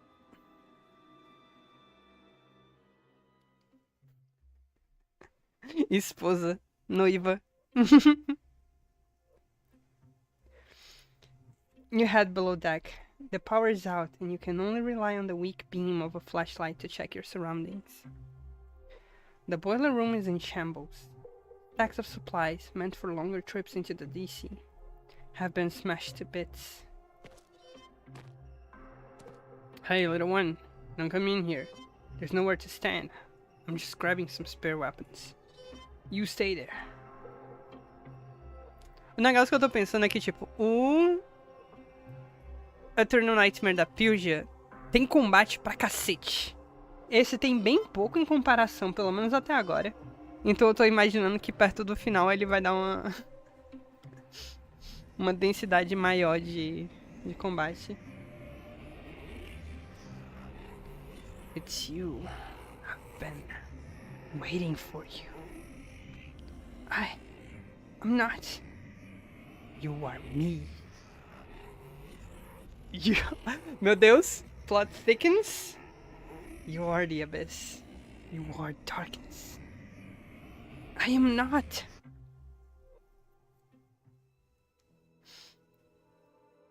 Trap.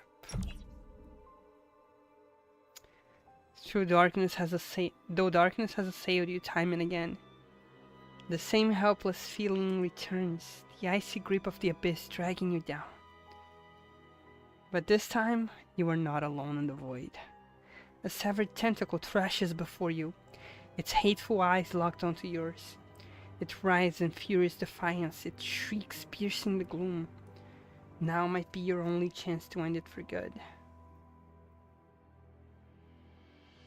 Vou observar por momento. You watch, cold and detached, as the severed tentacle writhes in agony. After a moment, as if bored by its own futile thrashing, the twitching limb is swallowed whole by a deeper darkness. The chewing grows louder. It's still hungry. Print? Mac? Mac é melhor que o Firepower. Eu aceito.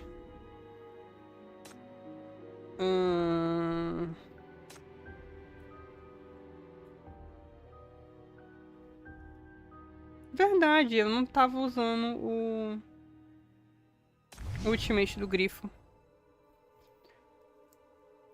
Hum...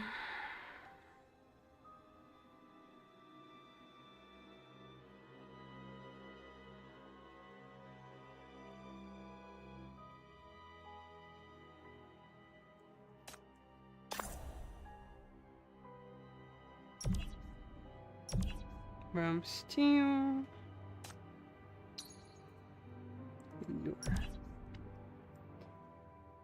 Though the darkness has assailed you time and again, the same helpless feelings returns, its icy grip tightening around you. This time, however, you are not alone in the void. A rising mass of tentacles, twisted into a humanoid form, glares at you with predatory intent. But clutched in its hand is something that clearly doesn't belong to this world. A safety axe. Read? You call out softly, and the humanoid figure writes, eu não sei como pronunciar isso, eu vou ter que conferir, as it retreats with an eerie, dissonant sigh, almost like a sound of disappointment. Then in a fleeting instant, another vision flashes before you, the deck of the ship, the bite of salt-laden wind, Reed's white-knuckled grip on the safety axe, but just as quickly, the image vanishes without a trace. Disable set of pressure effects.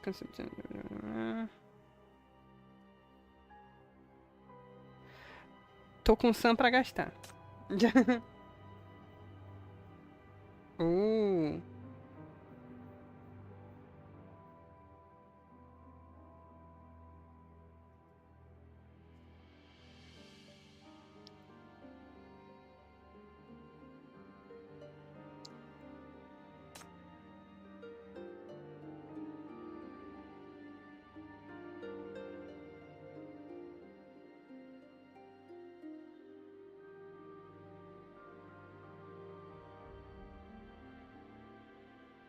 Isso aqui.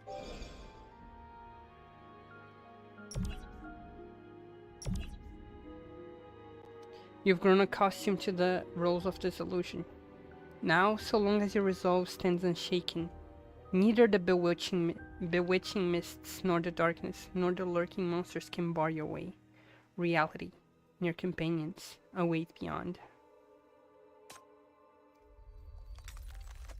You finally shatter the illusion, and the noise clawing at your head recedes. At this moment, a flat mechanical voice speaks in your mind. Ha! Chief, we're detecting abnormal fluctuations in your mental link. All indicators have reached critical thresholds. We advise you to leave immediately. Facing the ghostly blue orb that shouldn't exist here, your response comes without hesitation. No, I can't leave yet.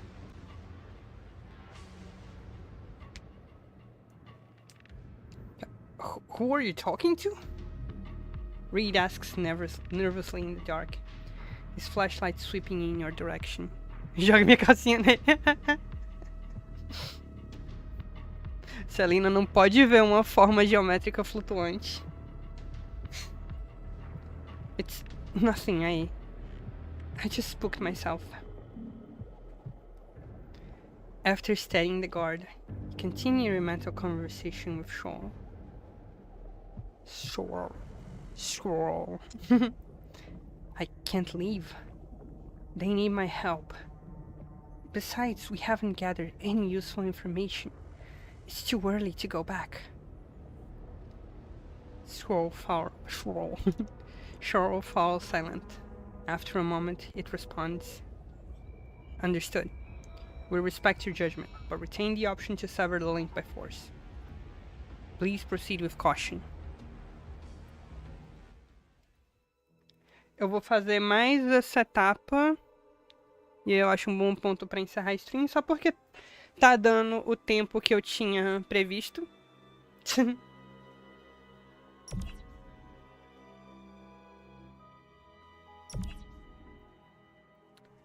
Reed wants you to join you on the search for Sigmund. Both of you had heard his desperate cries amid the earlier chaos. You pick your way through the shattered lower compartments. Then, beyond the metal wreckage, a familiar figure comes into view. Reed hacks at the debris with his fire axe, trying to carve a path out. Amidst the sharp screech of metal, the person hiding behind the wreckage suddenly lets out a raw, desperate shout. "Don't come any closer!" Reed freezes, stunned by the voice's hysterical edge. Yet, the person refuses to relent. "Monsters! They're everywhere! It found me! I can't let it mark you too! Don't come, you get killed!" Before Reed can respond, the figure lurches backward, stumbling into the deeper darkness as if fleeing an unseen hunter.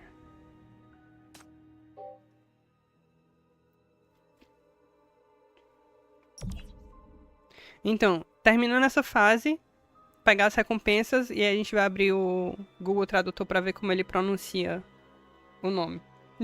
O nome das coisas aqui. You keep searching. The ship's power system failed long ago, killed by the earlier tremors. In the damp and heavy air of the corridor, you call Sigmund's name while cautiously advancing. Until at least you hear a response. A flurry of urgent, rapid knocks suddenly echoes from behind you, from an empty room you had already researched. Check again. You and Reed carefully search the cabin, but the only discovery is a waterlogged puppet trapped beneath a collapsed metal rack. Maybe the current knocked it against the rack, Reed muses. To prevent other crew members from being startled by the sound, you tuck the puppet away in a drawer and lock it.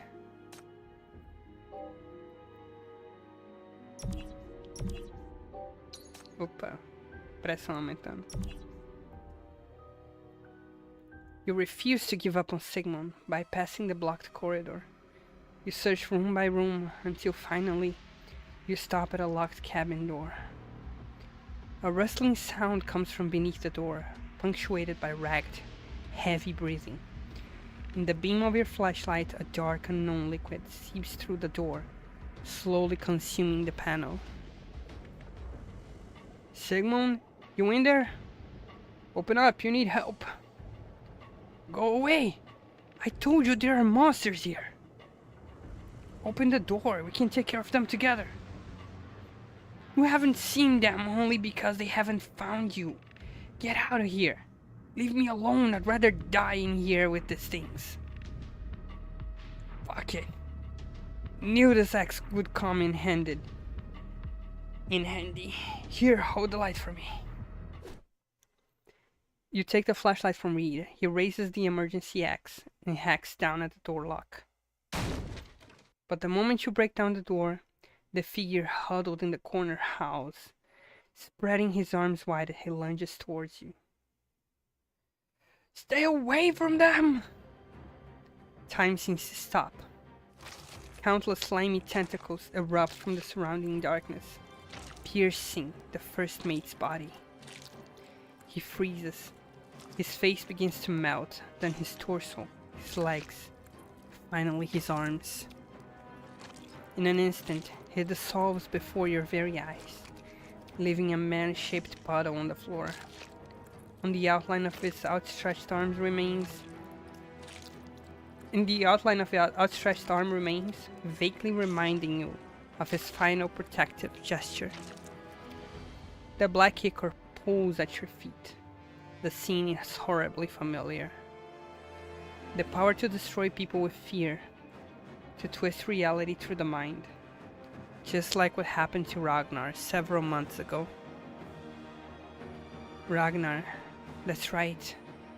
How could you have forgotten about him? He was the first person on this ship to be crushed by fear. You placed him in a room, as if that would keep the problem contained. É muito terror, é um terror muito... É muito massa, tipo, muito clássico o negócio. But fear cannot be contained. You must cut it off at the source. You must stop the tragedy from happening again. You must find Ragnar.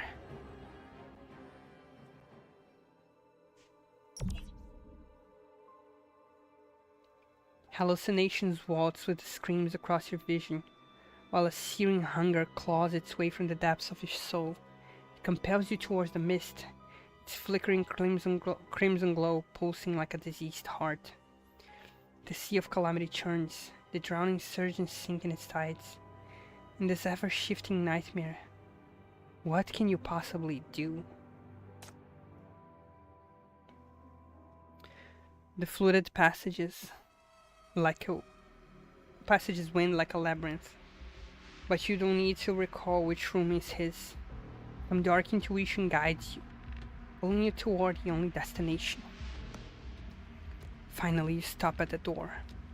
Ragnar is in the doorway. Once, he may have been a reliable member of the expedition, but after being in the abyss drove him mad. None of that matters anymore. After the being in the abyss, the man you see now is nothing more than an empty, pathetic shell. A trap meant to drag everyone down into the abyss.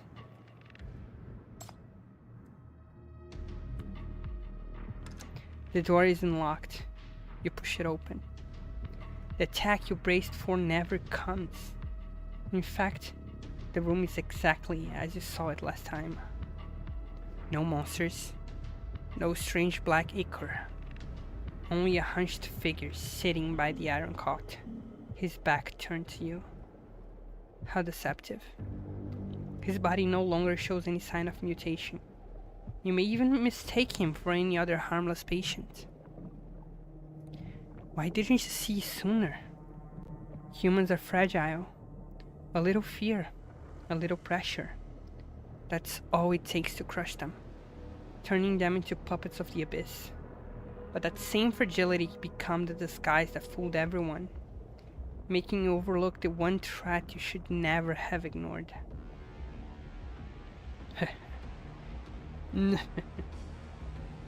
Ragnar notices you and slowly turns around.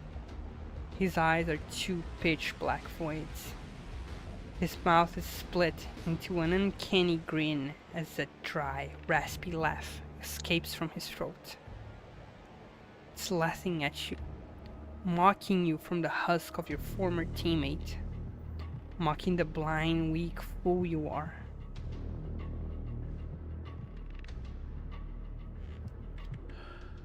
Too late. It's too late. I told you. The monster never died. They're everywhere. Everyone is a monster.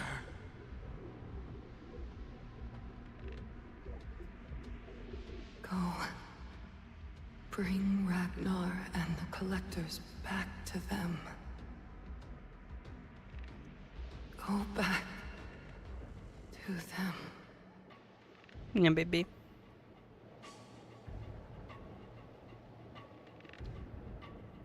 Countless images flash through your mind. Your encounter with Persia in the abyss, the tragedies aboard the research vessel, Vicmar's disappearance, Sigmund's death. These memories fill you with overwhelming regret and anger, and that anger catches flame, turning into an unquenchable thirst to kill. You grab the emergency chisel propped against the door. Your body, overtaken by fury, takes one step forward, then another. And still, he holds that eerie posture, his hollow, lightless eyes boring into yours, his mouth agape in silent derision. You can almost hear him saying, "You can't do it. Can you?" No. You show him. You prove him wrong. You raise the chisel high over your head. Soon you sever the root of his tragedy. Stop! Just as you are about to strike, you hear an urgent shout from behind. Soft arms wrap around you, holding you fast and stopping you from landing the final blow.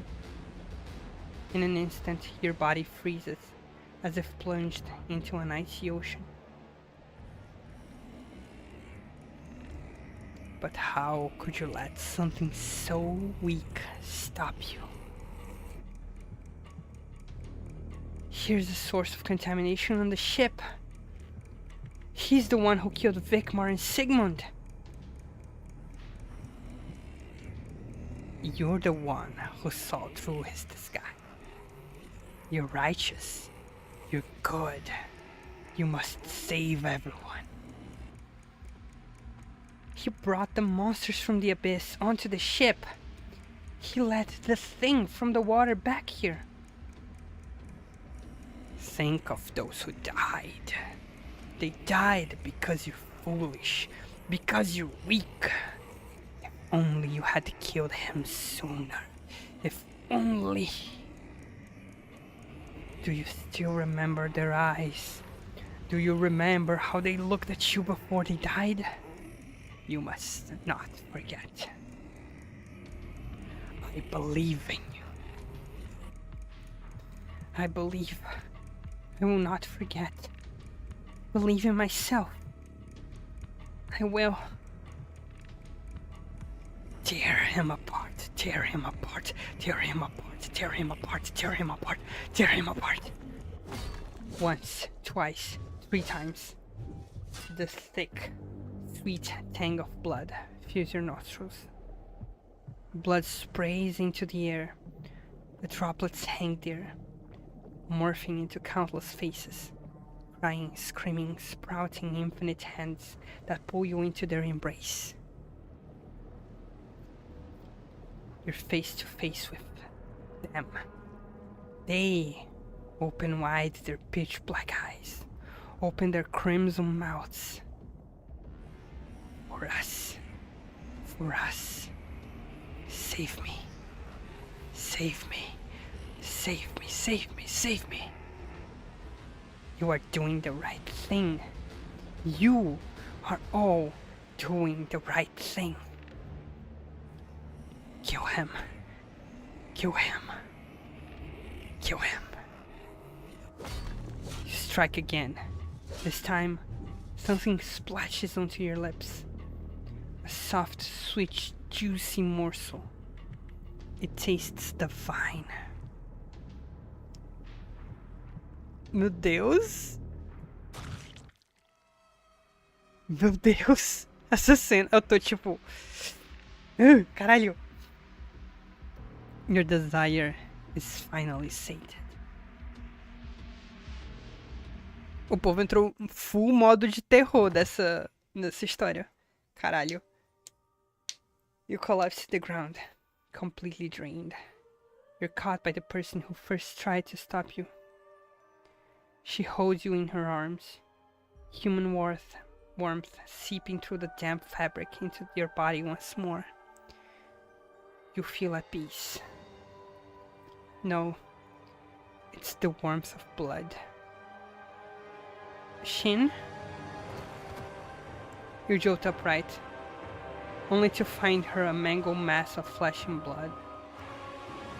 You want to grasp the hand that's holding you, but you don't dare, for you can see white bone showing through the gashes on her arm. They're all stab wounds, your marks left on her, with your chisel. The metallic smell of blood, so comforting moments ago, now makes you want to throw up. It's okay. Meu Deus. Here. It's okay. Eu tô legitimamente arrepiada agora. Impervious to the pain, she gently lifts that hand and rests it against your cheek. You just lost control. You didn't mean it. I know. Your companions have gathered around, shouting something, but the words barely register. You stare blankly as they scramble to bandage Shin's wounds. You reach out your hands trying to help, but you realize they're the hands that attacked her. You come back to your senses, fumbling for a piece of gauze, anything to pass along, but Shin takes your hand first, her fingers cold from the loss of blood. I'm glad I could do something for you.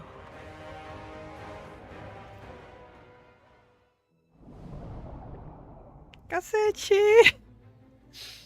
20 minutes later, all the survivors are gathered in a wheelhouse, including you and Ragnar. The cramped space now holds 12 people. Bodies pressed against each other as you force the thin air in your lungs and let it out in careful breaths. You are the only souls left on the ship. No one dares to speak. The loudest sound in the frozen air is the dull thumping of hearts against ribs. The collision has stopped, but Pilja, still concerned, stays underwater to keep watch. I try to do the bandages.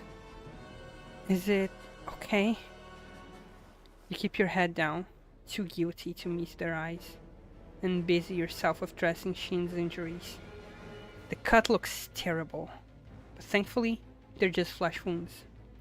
A child's attack can only do so much harm. But still, you're gnawed by doubts. Here, trapped in this lonely vessel in the dark sea, has your mind become so fragile that a simple taunt from Ragnar could drive you to madness? Thank you. Trauma número 841 pra Jeff.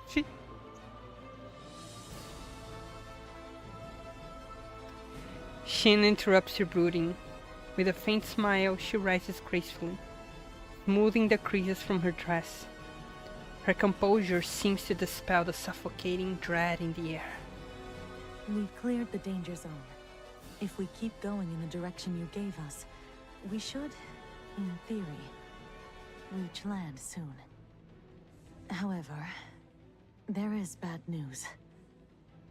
Something lurks in the Abyss, and we're already in its domain. We've lost 2 people. Her voice is steady, but sorrow passes in her eyes. It won't show itself directly. Instead, it works on our minds, twisting our emotions. Once negative feelings consume you, once you break down, you'll be claimed by the Abyss. Just like Vikmar. I didn't realize he was under so much pressure. I killed him. Don't blame yourself, Shin. It wasn't your fault. Your gaze drifts to Ragnar in the corner. He leans against the wall, his eyes vacant, a dry, broken laugh rattling in his throat. Again, words spill from your lips, almost beyond your control. We've already found the source of all of this, haven't we? We can't let this happen again. Before you can finish, Shin's hand presses gently on your shoulder. I've checked. Ragnar's body is fine, but he's lost all response to external stimuli. In other words, he no longer has any negative emotions that can be manipulated. I know what you're worried about. But this isn't the time to bloody our hands with a crewmate's life. It's for everyone's sake, not just his. A brief silence fills the wheelhouse. You survey the room. Captain Edmund has taken the helm, his expression grim. Reed, who witnessed Sigmund's end alongside you, clutches a safety axe and stands guard over Laura silently, like he's trying to atone for something. But your voice is raw, forced from the back of your throat. You've seen too many tragedies, lost too many important companions. You're running out of courage for another gamble. Shin takes your hand, her palm warm and steady. If we let fear overcome reason at a time like this, I don't know for sure what would happen. But I have a feeling it would be a fate worse than death. And you probably understand that better than any of us.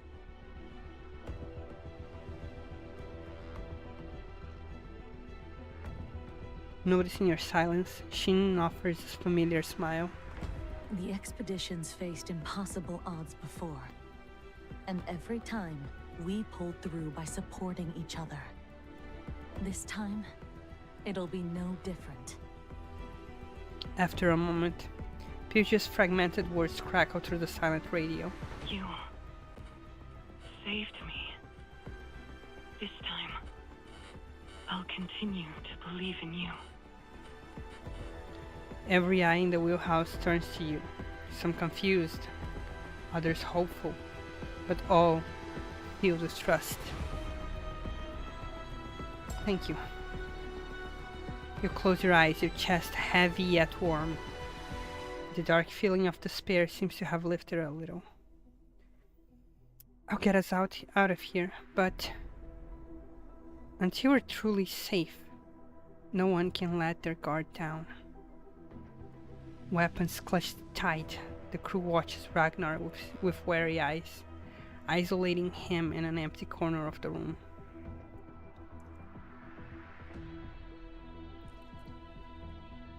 Through the portholes, the shadow of land is much closer than before, but you know the real danger never comes from above the waves. Ok, esse vai ser o ponto onde eu vou suspender, vou continuar depois a história. Eu acho que eu posso tentar no meio da semana fazer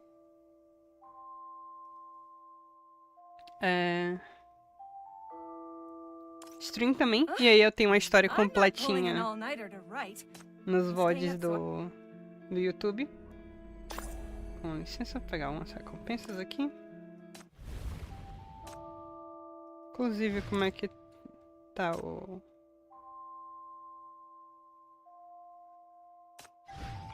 Aqui é os... Ah, Raven mostrando a bunda.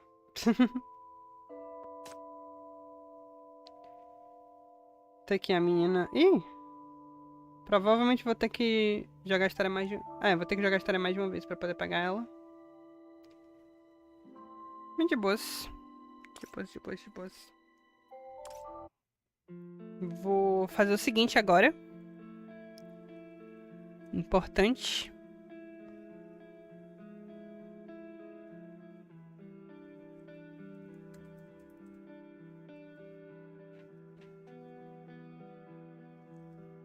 Deixa eu colocar aqui uma captura de janela aqui. Ah, tem que fazer mais vezes mesmo, né? Ok, de boas.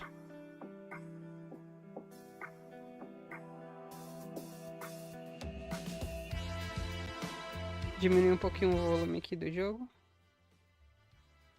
Ok, Google. Como que você pronuncia isso? Ó, deixa eu colocar aqui. Squirrel. Squirrel. É tipo um squirrel? Squirrel. Squirrel. Beleza. E aquele verbo lá? Writhe. Rise. A música é tão boa.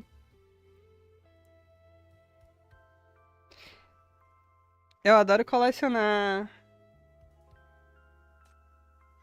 as musiquinhas e eu nem boto todas pra tocar no meu menu principal, porque eu gosto de manter a vibe. Então, Rife e Squirrel.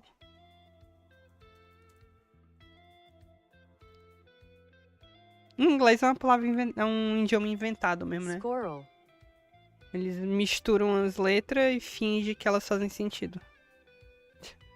Right. O disco também é sempre a primeira coisa que eu compro. Em toda venda. Enfim. É por aqui que eu vou parar a stream hoje. 2 horinhas e pouco. Tá de bom tamanho.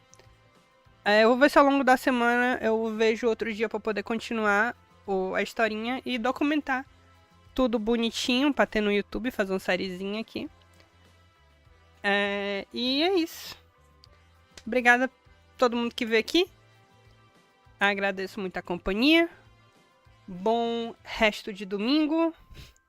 E boa semana, hein? Até mais.